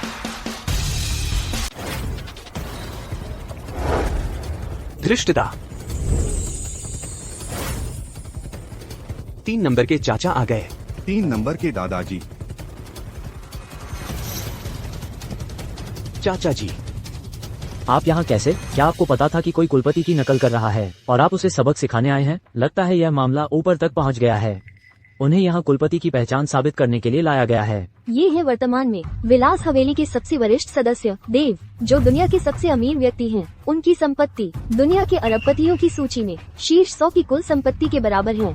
पूरे मेघनगर की आर्थिक धमनियाँ उनके हाथ में हैं। विलास हवेली सच में 1000 साल पुराना बड़ा परिवार है। सबके सब पहले दर्जे के लोग हैं। 3 नंबर के दादाजी, आप यहाँ कैसे? तुमने अभी किसे घुटने टेकने को कहा था? यही छोटा बदमाश, इसने न सिर्फ कुलपति होने का ढोंग किया, बल्कि विलास हवेली का अपमान भी किया। इसीलिए मैंने। बेशर्म। चाचा जी, आप ऐसा क्यों कर रहे हैं? यह बच्चा बड़ी बड़ी बातें कर रहा था, खुद को कुलपति बता रहा था। हम तो बस परिवार की प्रतिष्ठा बचाने की कोशिश कर रहे थे, इसलिए इसे सबक सिखाया। हाँ चाचा जी, कहीं आप पर कोई जादू टोना तो नहीं चल रहा? 3 नंबर के दादाजी, आपको आखिर हुआ क्या है? पोते, तुम आओ। तुम्हें तो मेरा पक्ष लेना चाहिए था। ये बेवजह हाथ क्यों उठा रहे हो? तुम कौन हो? मैं तुम्हारे विलास हवेली का कुलपति हूँ। पोते, मुझे देखकर तुरंत प्रणाम क्यों नहीं करते? तू ये छोटा बच्चा, मुझे मारने की हिम्मत कैसे हुई? ये तो सीधा विद्रोह है। समीर, ये कुलपति हैं, तुम ऐसा कैसे कर सकते हो? तीसरे दादाजी, यह तो हमारे विलास हवेली के सबसे सम्मानित कुलपति हैं। आप उन पर हाथ कैसे उठा सकते हैं? तुम लोग मेरा इंतजार करो, बाद में मैं तुमसे पूरा हिसाब करूंगा।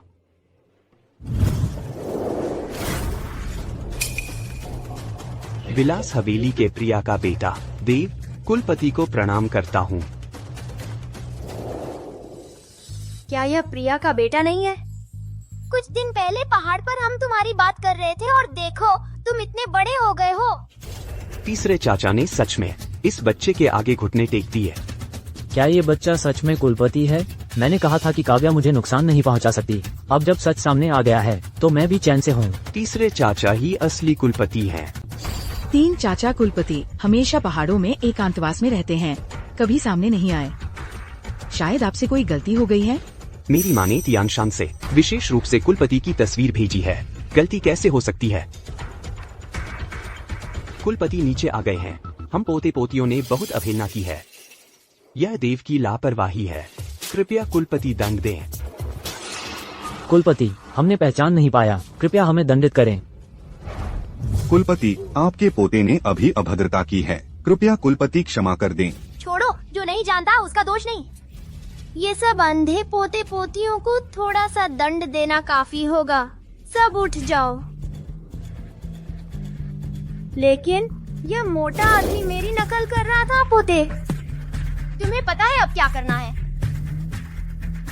कुलपति, मैंने जानबूझकर आपकी नकल नहीं की। किसी ने मुझे भड़काया था, तभी मैंने नकल की। भड़कावे में आकर? कौन है इतना हिम्मत वाला? बोलो। तू कमीना है, तूने मुझे धोखा देने की हिम्मत की। विक्रम साहब, आप मुंह मोड़ नहीं सकते।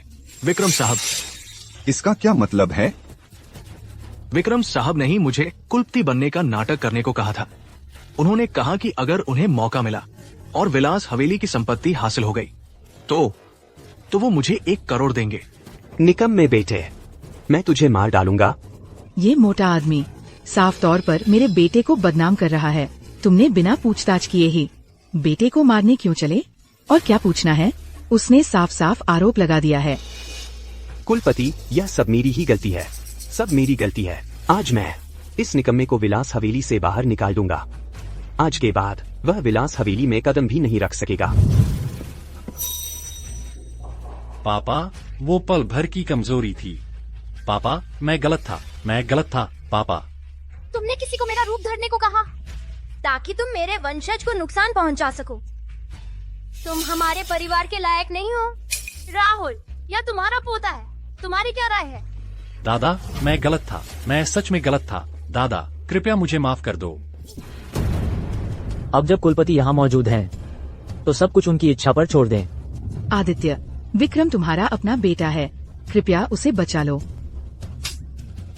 यह सब तुम्हारी लाड़ प्यार की वजह से हुआ है, इसीलिए वह ऐसा बन गया है और इतना बड़ा अपराध कर बैठा है। आज कुलपति के सामने कोई उसकी मदद नहीं कर सकता। आज मैं तुम सबको नर्क की गहराइयों में धकेल दूंगा। अरे कोई है?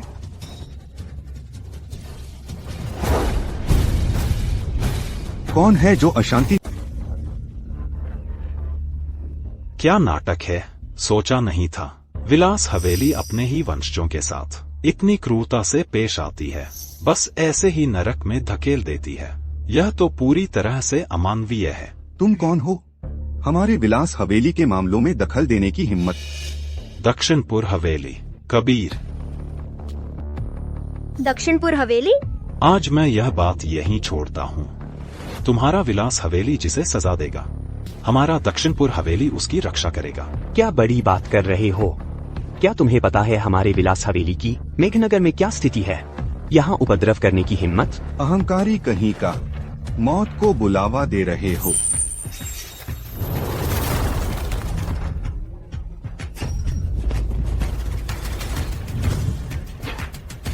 आरव, तुम ठीक तो हो? उसने आसानी से ज्वलंत मुक्का रोक दिया। यह अमीर घराने का लड़का आखिर है कौन? आरव, जल्दी से इन्हें काबू करो।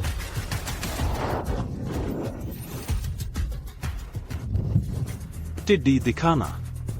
तुम आखिर हो कौन? हमारे विलास हवेली में क्या करना चाहते हो? इतना क्रूर हमला, क्या तुम हत्या करना चाहते हो? दक्षिणपुर हवेली? कभी सुना ही नहीं। सुना नहीं है? अच्छा, तो आज तुम्हारे विलास हवेली को दिखा देते हैं हमारे दक्षिणपुर हवेली की ताकत।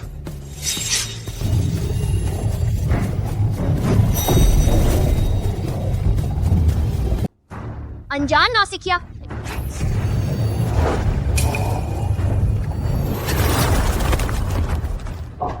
यह आदमी आखिर है कौन?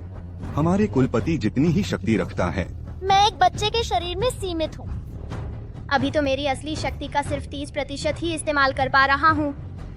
फिर भी मैं उसका मुकाबला नहीं कर पा रहा। तुम्हारे विलास हवेली के कुलपति भी बस इतने ही हैं।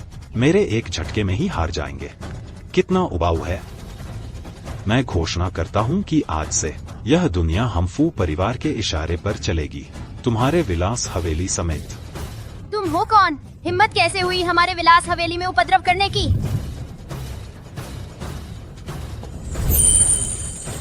यह क्या?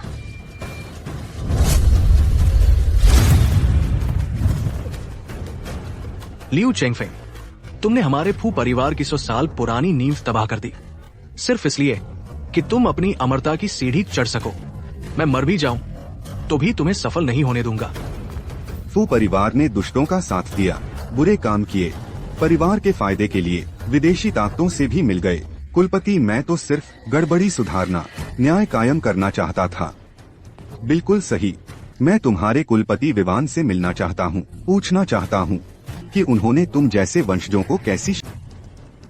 विवान वो बूढ़ा दुनियादारी से दूर हो गया है, वो मेरा क्या बिगाड़ सकता है? फू परिवार ने पूर्वजों का ऐसा अपमान किया। मैंने विलास हवेली का आशीर्वाद तुम्हारे साथ बांटा। अगर विवान वो बूढ़ा न होता जिसने मेरे फू परिवार को तुम्हारी शाखा बता दिया। तो मेरा फू परिवार इतने समय तक अपने परिवार में शामिल क्यों नहीं हो पाता? मेरा फू परिवार हार नहीं मानेगा, चाहे जो भी तरीका अपनाना पड़े। मेरा फू परिवार तुम्हारे विलास हवेली को हरा देगा। तुम्हें दिखा देंगे कि मेरा फू परिवार ही दुनिया का सबसे बड़ा परिवार है।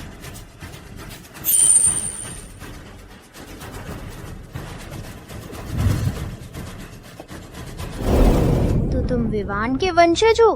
पहले ही क्यों नहीं बताया? मैं और वह पुराने दोस्त हैं। पहले ही बता दिया होता कि हम पुराने दोस्त हैं। मेरे परदादा अर्जुन थे, विवान नहीं। तुम खुद को देखो, उम्र इतनी छोटी है, इतना गुस्सा। तुम शांत हो जाओ। तुम मुझे शांत होने को कह रहे हो? विलास हवेली ने हमारे परिवार को बर्बाद कर दिया। सदियों की मेहनत बर्बाद हो गई, वंश लगभग खत्म हो गया। मुश्किल से हम फिर से खड़े हुए हैं।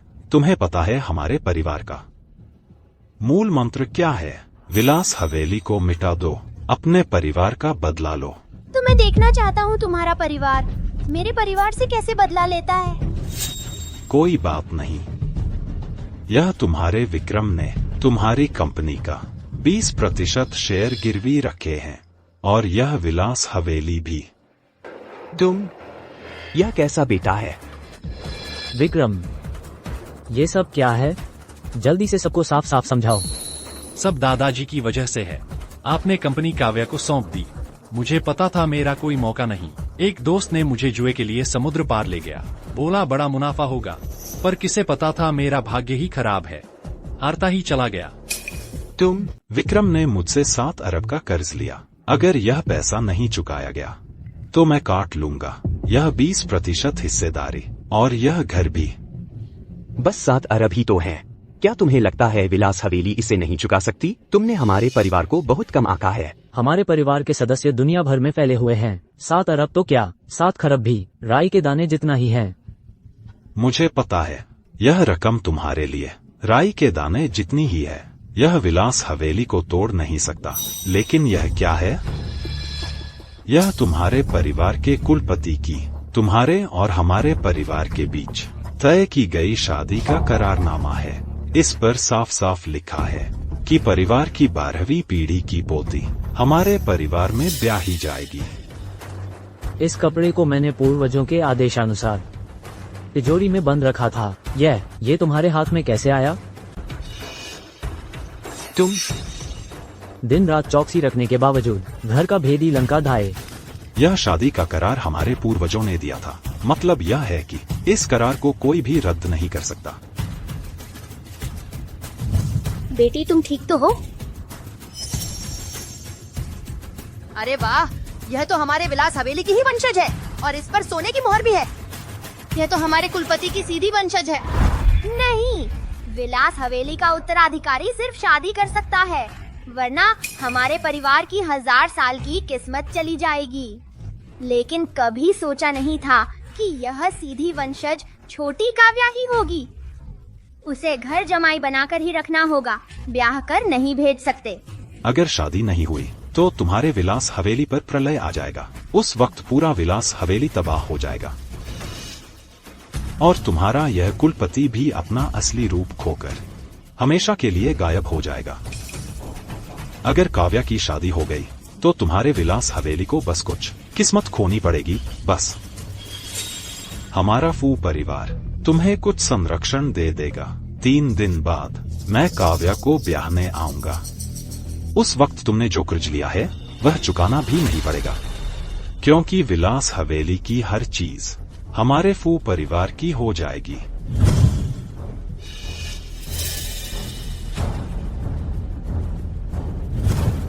कुलपति, वह शादी का करार, क्या वह सच में आपने ही लिखा था? कुलपति, ये कबीर जिस दिव्य प्रकोप की बात कर रहा है, क्या वो सच है? लेकिन विलास हवेली और उनके परिवार में तो पुरानी दुश्मनी है। फिर यह विवाह संबंध कैसे तय हुआ? सब मेरी ही गलती है उस समय। आपका नम्र सेवक विवान विलास हवेली के कुलपति को प्रणाम करता है। फू परिवार, मेरा परिवार आपके वैध पुत्र और उपपत्नी की शाखा से आता है। पता नहीं आपको याद है कि नहीं। एक बाहरी रिश्तेदार के वंशज को मुझसे क्या काम है? दरअसल मैं भी आपका ही परपोता हूँ। इस बार आने का उद्देश्य यह है कि कुलपति हमारे फू परिवार की मदद करें। बताओ, सुनते हैं। हमारे परिवार की उत्पत्ति उपपत्नी से हुई है, इसलिए वंशजों को कोई वैध दर्जा नहीं मिला। कुलपति का संरक्षण न मिलने के कारण हम गरीबी में डूब गए। मेरी आशा है कि कुलपति हमारे परिवार को विलास हवेली की एक शाखा के रूप में स्वीकार कर लें और हम पर थोड़ा आशीर्वाद बरसाए। तुम लोग हमारे परिवार की वैध शाखा से तो हो नहीं, मैं तुम्हारी रक्षा कैसे कर सकता हूँ? तो फिर क्या कुलपति विलास और फू परिवार के बीच एक विवाह तय कर सकते हैं? इस तरह हमारे परिवार को भी थोड़ा सौभाग्य प्राप्त हो सकेगा। ऐसा करो, हमारे परिवार की आने वाली पीढ़ियों के विवाह तय हो चुके हैं। शायद 800 साल बाद ही कोई संभावना हो। 800 साल बाद? अभी तुम्हारा परिवार संकट से गुजर रहा है, ये भी समय की बात है। अगर तुम लोग ईमानदारी से जीवन बिताओ तो शायद कुछ 100 साल बाद कोई मोड़ आ सकता है। ठीक है।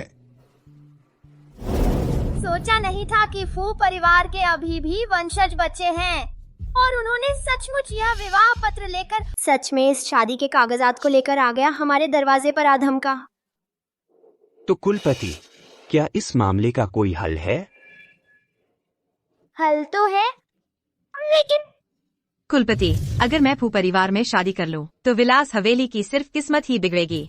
चाहे विलास हवेली का पतन हो जाए, कम से कम हम सब जिंदा तो रहेंगे और कुलपति आपकी आत्मा भी नष्ट नहीं होगी। नहीं काव्या, तुम फू परिवार में शादी नहीं कर सकती। हाँ, चाहे दैवीय प्रकोप ही क्यों न आ जाए, फू परिवार के आगे हम सिर नहीं झुकाएंगे। लेकिन अगर सब मर गए तो आखिर में हंसने वाले तो फू परिवार वाले ही होंगे। जब तक जीवन है तब तक आशा है। शायद काव्या पहले उनके यहाँ शादी कर ले, फिर हम विलास हवेली वाले कोई रास्ता निकाल लेंगे और फू परिवार से निपट लेंगे। कुलपति, मुझे लगता है विक्रम सही कह रहा है। अगर मैं शादी कर लूं, तो कम से कम बचा लूंगी विलास हवेली के सब लोगों की जान। कम से कम आप कुलपति जिंदा रहेंगे तो विलास हवेली फिर से उभर आएगी। चाहे शादी करो या न करो, दैवीय प्रकोप तो आना ही है। मैं चाहूंगा कि काव्या शादी न करे, हम सब मिलकर दैवीय प्रकोप का सामना करेंगे। कुलपति, आप कोई और उपाय सोचिए। अभी फू परिवार का जो रवैया था, अगर काव्या की शादी वहाँ हो गई तो पता नहीं उसे झेलनी पड़ेगी कितनी यातनाएं। कृपया कुलपति हमें मार्गदर्शन दें। आ गया। कुछ बकाया हो तो उसे शुरू से ही चुकता करना चाहिए।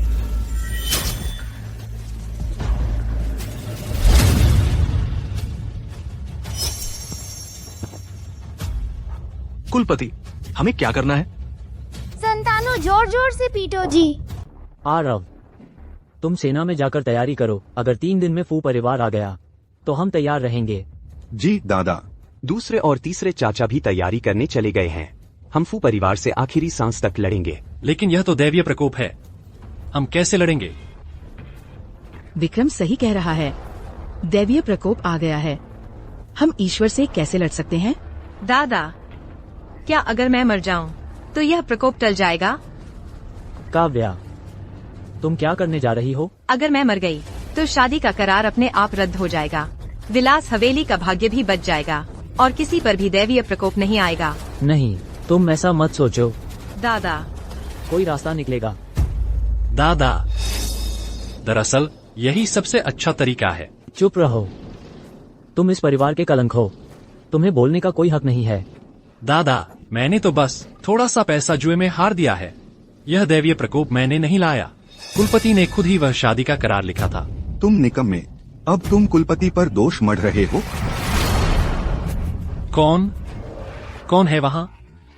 बुता बनने की कोशिश मत करो, बाहर आओ। अरे तू छोटे बदमाश, तू कुलपति यानी मुझ पर दोष मढ़ने की हिम्मत करता है? मार खाने के लायक है। कुलपति, मुझे माफ कर दो। कुलपति, माँ। कुलपति, क्या हुआ? कोई रास्ता मिला क्या?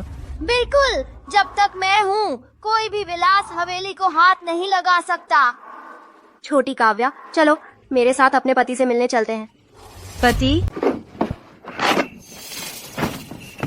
नमस्ते। किस घर का बच्चा इतना शरारती है? तुम ही रोहन हो ना? तुम मुझे जानते हो? गरीब तो बिल्कुल सही है, दिखता भी सामान्य ही है, पर इंसान ईमानदार लगता है। अरे बच्चे, आखिर तुम कर क्या रहे हो? क्या देख रहे हो? चलो। तुम्हारी पत्नी आ रही है। मेरी पत्नी?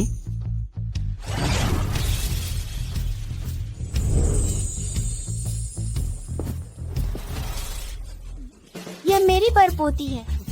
काव्या, यही वह है जिसे मैंने तुम्हारे लिए चुना है। तुम्हारी नियति रोहन। कुलपति, यह क्या मामला है? और यह कौन है? क्या ऐसा नहीं है कि मैं बस किसी के साथ शादी कर लूं और विलास हवेली प्रलय से बच जाएगी? तुम बस किसी के साथ शादी नहीं कर रही हो, यही वह है जो मेरे विवाह पत्र में निर्धारित वर है। इसका मतलब? यही फू परिवार का असली वंशज है रोहन। विवान, बाहर आओ। अरे कुलपति आ गए। सैकड़ों साल बाद मिले हैं। आप तो और भी जवान हो गए हैं। चापलूसी मत करो। तुम्हारे फू परिवार के वंशज आखिर कर क्या रहे हैं? वो पुराना विवाह समझौता लेकर मुझे धमका रहे हैं। वो समझौता तो उस समय ही आपको विलास हवेली को लौटा दिया गया था। यह मायने नहीं रखता। मायने ये रखता है कि तुम्हारा परपोता कबीर उसी विवाह समझौते को लेकर हमारे विलास हवेली को धमका रहा है कि अगर काव्या की शादी उससे नहीं हुई तो प्रलय आ जाएगा। इसका मतलब क्या है? हाँ, आखिर मतलब क्या है? हमारे विलास हवेली ने इतने सालों से तुम्हारे फू परिवार को संरक्षण दिया है, वरना तुम आज इतने बड़े कैसे होते? क्षमा करें। ये सब पीछे की पीढ़ी की मूर्खता है। मैं अभी पता लगाता हूँ।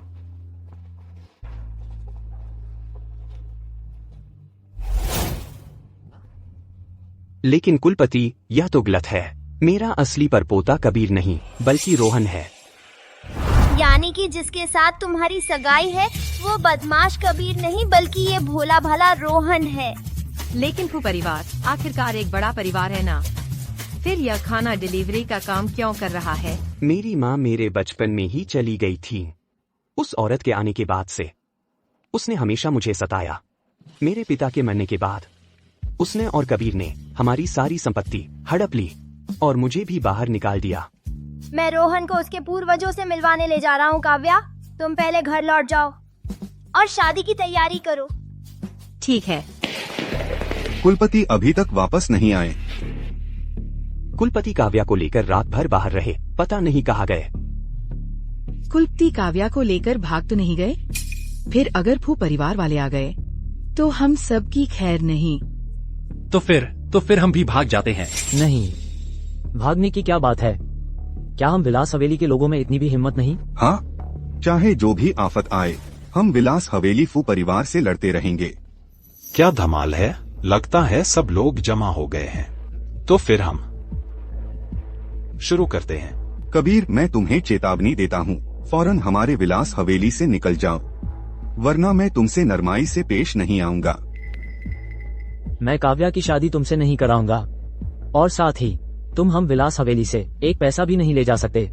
क्या तुम्हें अब भी लगता है कि विलास हवेली पहले जैसी ही है? मतलब? आज सुबह ही रक्षा मंत्रालय ने तुम्हारे खिलाफ आखिरी चेतावनी जारी कर दी है। तुम्हें पद से हटाकर जांच के लिए भेज दिया गया है। क्या? तुम लोग अब भी यहाँ क्या कर रहे हो?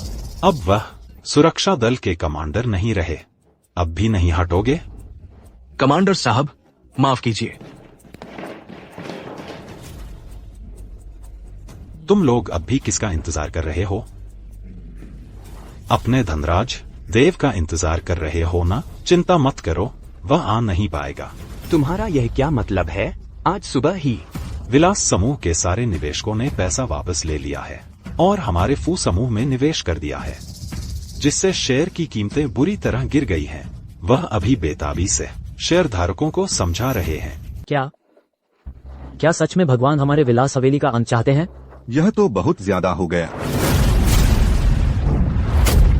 आरव, मैं तुम्हें सलाह देता हूँ कि जल्दी से काव्या को हमारे सामने पेश करो, नहीं तो तुम सबकी मौत हो जाएगी। बिल्कुल नहीं। काव्या कभी भी शादी नहीं करेगी तुम जैसे बेशर्म आदमी से। पापा, तू यह नीच कहीं का। तूने मेरे पिताजी पर हाथ उठाने की हिम्मत की। तुझे बड़ों का कोई आदर ही नहीं है। तुम लोग मरने के कगार पर हो और मेरे सामने अकड़ दिखा रहे हो। क्या मुझे तुम लोगों का आदर करने की जरूरत है? अगर तुम्हारे विलास हवेली की वजह से नहीं तो क्या हमारे परिवार पर इतनी मुसीबतें आती और हम लगभग नाम निशान मिट जाते? शुक्र है कि मुझे मेरे परदादा अर्जुन की लिखावट मिल गई। तब जाकर पता चला कि तुम्हारा विलास हवेली इतना नीच और बेशर्म है। आज जो हालत बनी है वह पूरी तरह से तुम्हारी अपनी करनी का नतीजा है। अर्जुन ने बहुत बुरे काम किए थे। हमारे कुलपति ने ही गलतियां सुधारी और न्याय की स्थापना की, और तुम्हारा परिवार ही अपने कर्मों का फल भुगत रहा है। पापा, मैं आखिरी बार कहता हूँ कि काव्या को मेरे हवाले कर दो। तुम्हारे विलास हवेली के लोगों की हड्डियां सच में मजबूत हैं। अच्छा, तो फिर मैं देखना चाहता हूँ कि तुम्हारे विलास हवेली की हड्डियां ज्यादा मजबूत हैं या मेरी मुट्ठी ज्यादा मजबूत है। सब मरने के लिए तैयार हो जाओ। रुको कबीर, तुम क्या करने जा रहे हो? प्रिय, मुझे लगा था कि तुम शादी से भाग जाओगी। मैं तुम्हें बता दूं कि मैं मर भी जाऊं तो भी तुमसे शादी नहीं करूंगी। काव्या, ऐसा मत करो। मरना इतना आसान नहीं है। आज तुम्हें शादी करनी ही पड़ेगी। आज तुम्हें शादी करनी ही पड़ेगी, नहीं तो वे सब मर जाएंगे। नहीं काव्या, उसकी बात मत सुनो। मेरे विलास हवेली को किसी औरत की शादी से बचाने की जरूरत नहीं। हाँ काव्या, अपने दादा की बात मानो। मेरा विलास हवेली उसके फू परिवार से आखिरी सांस तक लड़ेगा। क्या अगर मैं तुमसे शादी कर लूं तो तुम उन्हें छोड़ दोगे? बिल्कुल। तुम मुझसे शादी करोगी तो तुम मेरी पत्नी बन जाओगी। हम एक ही परिवार के हो जाएंगे। मैं अपने ही परिवार को नुकसान कैसे पहुंचा सकता हूँ, है ना? ठीक है, मैं शादी कर लेती हूँ। बढ़िया। गाड़ी पहले से ही बाहर इंतजार कर रही है। शादी की तैयारी भी मैंने पहले ही करवा दी है। मेघनगर के सभी बड़े लोग पहुंच चुके हैं, बस दुल्हन की देरी है। आओ, इन सबको ले जाओ। विलास हवेली के लोगों को भी हमारी शादी में शामिल होने दो। चलो। ये फू परिवार का मुखिया आखिर है कौन, जो इतना ताकतवर है कि विलास हवेली की बेटी काव्या से शादी कर पा रहा है? और उसने विलास हवेली की कंपनी देव के 70% शेयर खरीद लिए हैं। ये तो बहुत अमीर आदमी है। इस बार फू और विलास हवेली का रिश्ता दो ताकतों का मिलन है। अब आगे चलकर फू परिवार और विलास हवेली दुनिया पर राज कर सकते हैं। सभी अतिथियों का स्वागत है। फू और विलास हवेली के विवाह समारोह में कृपया नववधु को आमंत्रित करें।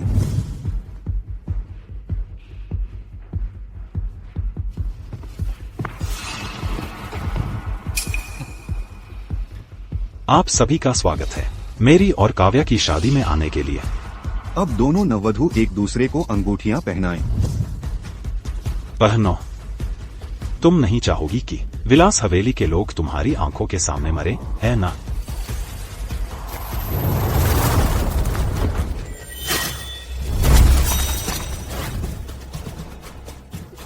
कुलपति, तुम्हारा काव्या से शादी करने का कोई हक नहीं है। तुम्हारे पास काव्या से शादी करने का कोई अधिकार नहीं है।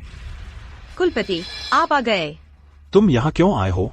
यह मेरे परिवार विलास हवेली के वंशज की शादी है। क्या मैं परिवार का कुलपति यहाँ नहीं आ सकता? मैंने सुना था कि विलास हवेली के कुलपति एक छोटे बच्चे हैं। आज देखकर लगता है सच है। एक बच्चा भी कुलपति बन सकता है, तो कोई आश्चर्य नहीं कि विलास हवेली का यह हाल है। तुम लोग क्या जानो, अगर 5 साल पहले मेरी तपस्या विफल नहीं हुई होती और मैं इस बच्चे के शरीर में न फंसा होता, मेरी शक्तियाँ सीमित न होती, तो आज ये सब बकवास नहीं होती। लेकिन इस नीच पीढ़ी को सबक सिखाने के लिए यही काफी है। विलास हवेली के कुलपति, मैंने क्या गलत किया है? बल्कि आप ही तो मेरे खुशी के मौके पर मेरा माहौल खराब करने आए हैं। तुमने अफवाहें फैलाई, आरव पर झूठे आरोप लगाए, जिससे उनकी नौकरी छूट गई और जांच हो रही है।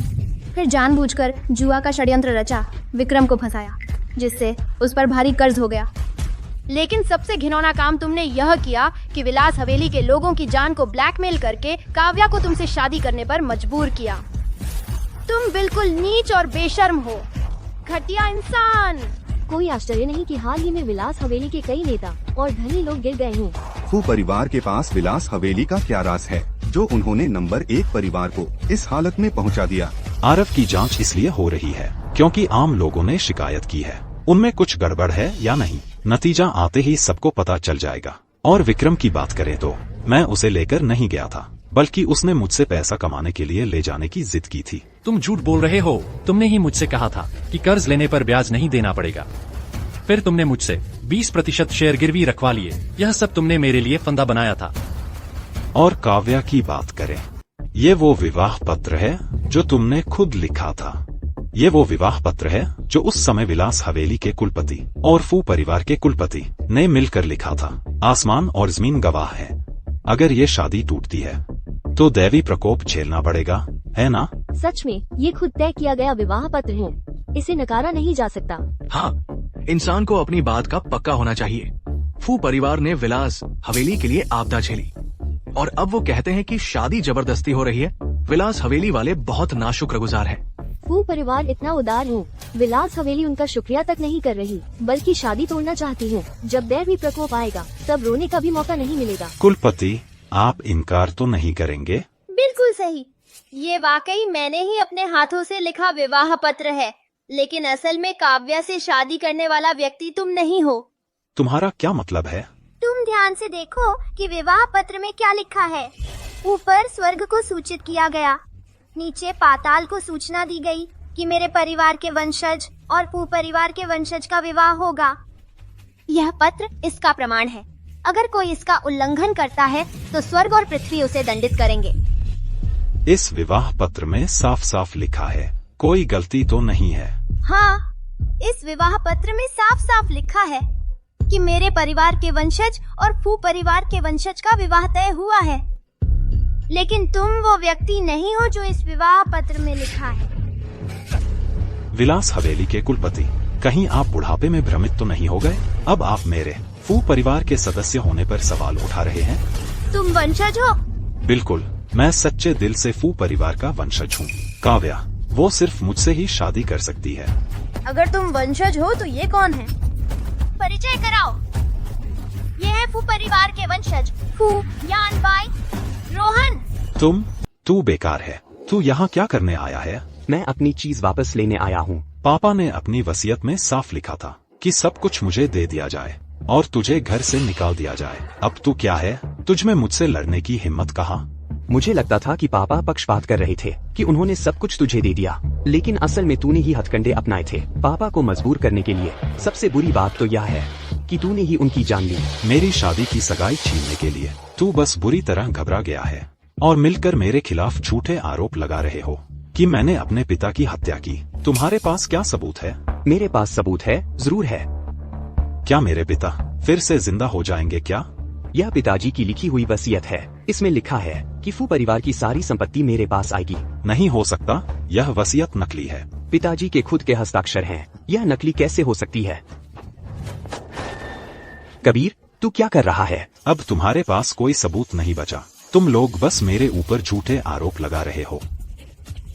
तू फिर क्यों हंस रहा है? फू बुजुर्ग, अब आपकी बारी है। फिर से जिंदा हो जाएंगे क्या? लेकिन मैं फू परिवार का कुलपति वापस ला सकता हूँ। फू परिवार के हर सदस्य के लिखे हुए पत्र तू जला दे, कोई फायदा नहीं। कुलपति? अरे, फू परिवार का कुलपति भी आ गया। लगता है विलास हवेली के कुलपति ने सच कहा था। वो फू परिवार का असली वारिस नहीं है, तो शादी के करारनामे पर जिसका नाम है काव्या से शादी करने का, वो ये नहीं है। कहानी का रुख ही बदल गया। आखिर कौन है बड़ा और कौन है छोटा? तू यह बेहद अभद्र और अवज्ञाकारी पोता। तूने अपने पिता और भाई को मारा और अब तू शादी का करारनामा लेकर विलास हवेली को ब्लैकमेल करने आया है। यह है बदले की भावना। तू तो जानवर से भी बदतर है। तूने उस समय हमारे फू परिवार को विलास हवेली की एक शाखा के हवाले कर दिया था। हमारे फू परिवार की बदनामी कर दी। तुझ में इतनी हिम्मत कहाँ कि तू हमारे फू परिवार का कुलपति बने? बदतमीज, तू कुलपति की अवज्ञा करने की हिम्मत करता है। अगर कुलपति तू जैसा है, तुम जैसे कुलपति हो, तो ना मानने में ही भलाई है। कबीर, अब और जिद मत करो। यह विवाह पत्र ईश्वर के सामने लिखा गया है। काव्या से विवाह करने वाला मैं हूँ। अगर तुमने काव्या को जबरदस्ती अपनी शादी में घसीटा तो हमारे परिवार पर ईश्वर का प्रकोप टूट पड़ेगा। तुम लोग बस यही चाहते हो कि यह शादी टूट जाए, है ना? कैसा प्रकोप? मुझे डर नहीं लगता।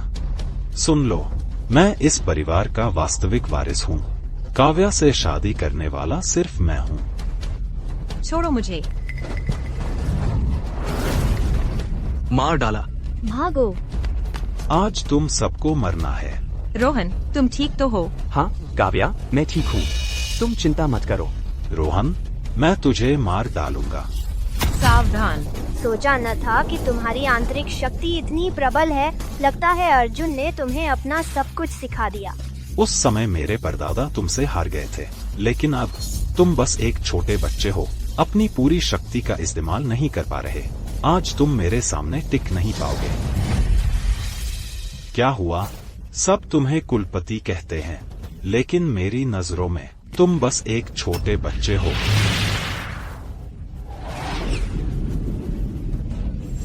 दुराचारी, कुलपति को छोड़ दो। बदमाश, मैं तुझे मार डालूंगा। कुलपति सावधान। आज मैं तुझे मार ही डालूंगा और विलास हवेली भी इसी के साथ मिट जाएगी। उसके बाद हमारा परिवार इस दुनिया में सबसे शक्तिशाली बन जाएगा। कुलपति। रोहन। कुलपति, आप ठीक तो हैं? मेरी कमर टूट ही गई थी। आपने तो मुझे डरा ही दिया। कुलपति, आप ठीक हैं, बस यही काफी है। कुलपति, चाहे मर ही क्यों न जाए, हम उसे आपको बाल भर भी नुकसान नहीं पहुंचाने देंगे। कुलपति, विलास हवेली के वंशज आपकी रक्षा करेंगे। विलास हवेली के 10वीं पीढ़ी के वारिस राहुल।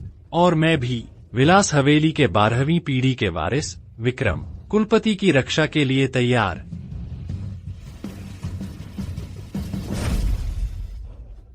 रक्षा?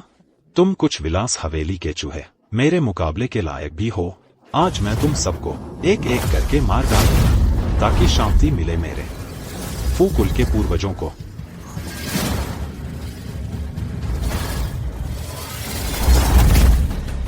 तो मुहर तोड़ने का तरीका परिवार की एकता थी।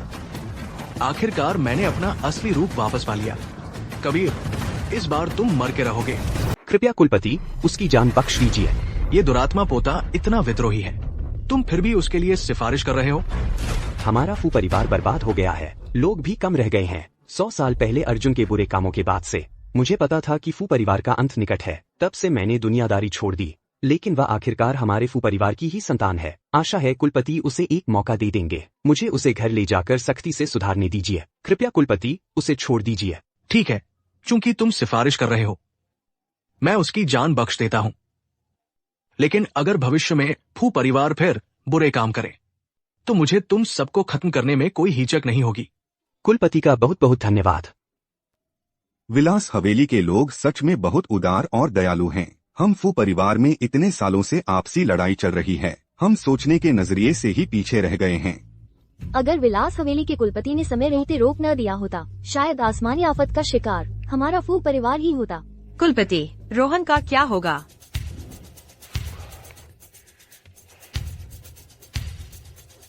उसकी नब्ज बंद हो गई है। उसकी मौत मुझे बचाने की वजह से हुई है। मैं जरूर उसे बचाऊंगा।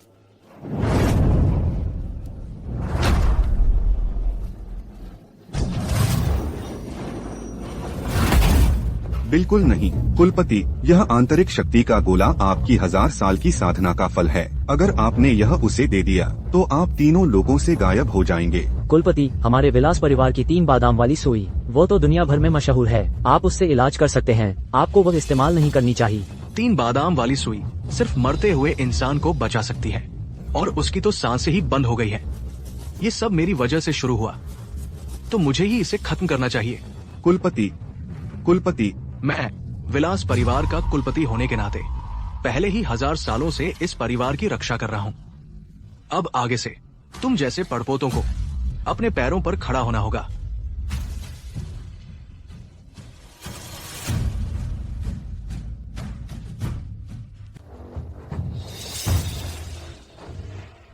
विलास हवेली के वंशज कुलपति को विदाई देते हैं। कुलपति, हमारे परिवार के लिए खुद को कुर्बान कर दिया। हमें भविष्य में कुलपति की शिक्षाओं का पालन करना चाहिए। हमेशा अच्छाई का रास्ता अपनाना है। एकजुट होकर हमारे परिवार को और मजबूत बनाना है। सब एकजुट रहें, प्यार और विश्वास बनाए रखें, दयालुता और जिम्मेदारी निभाएं। रोहन, रोहन, तुम आखिरकार जाग गए। रोहन, मैं बिल्कुल ठीक हो गया हूँ। कुलपति कहाँ हैं? उनका क्या हुआ?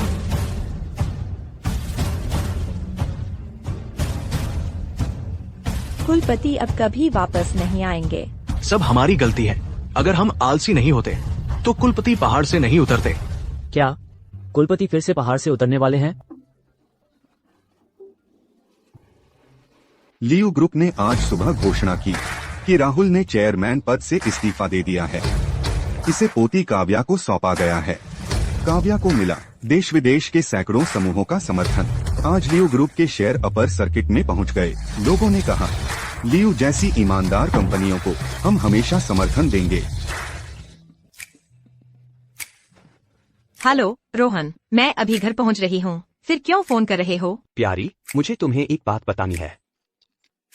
कृपया शांत रहना। क्या बात है? हमारा बेटा आखिरकार बोलने लगा है। सच में? तो उसने पहला शब्द किसे कहा, पापा या मम्मी? दोनों में से कोई नहीं। तो फिर क्या? क्या देख रहे हो? तुम सब पोते पोतियों में तुम्हारा कुलपति हूँ।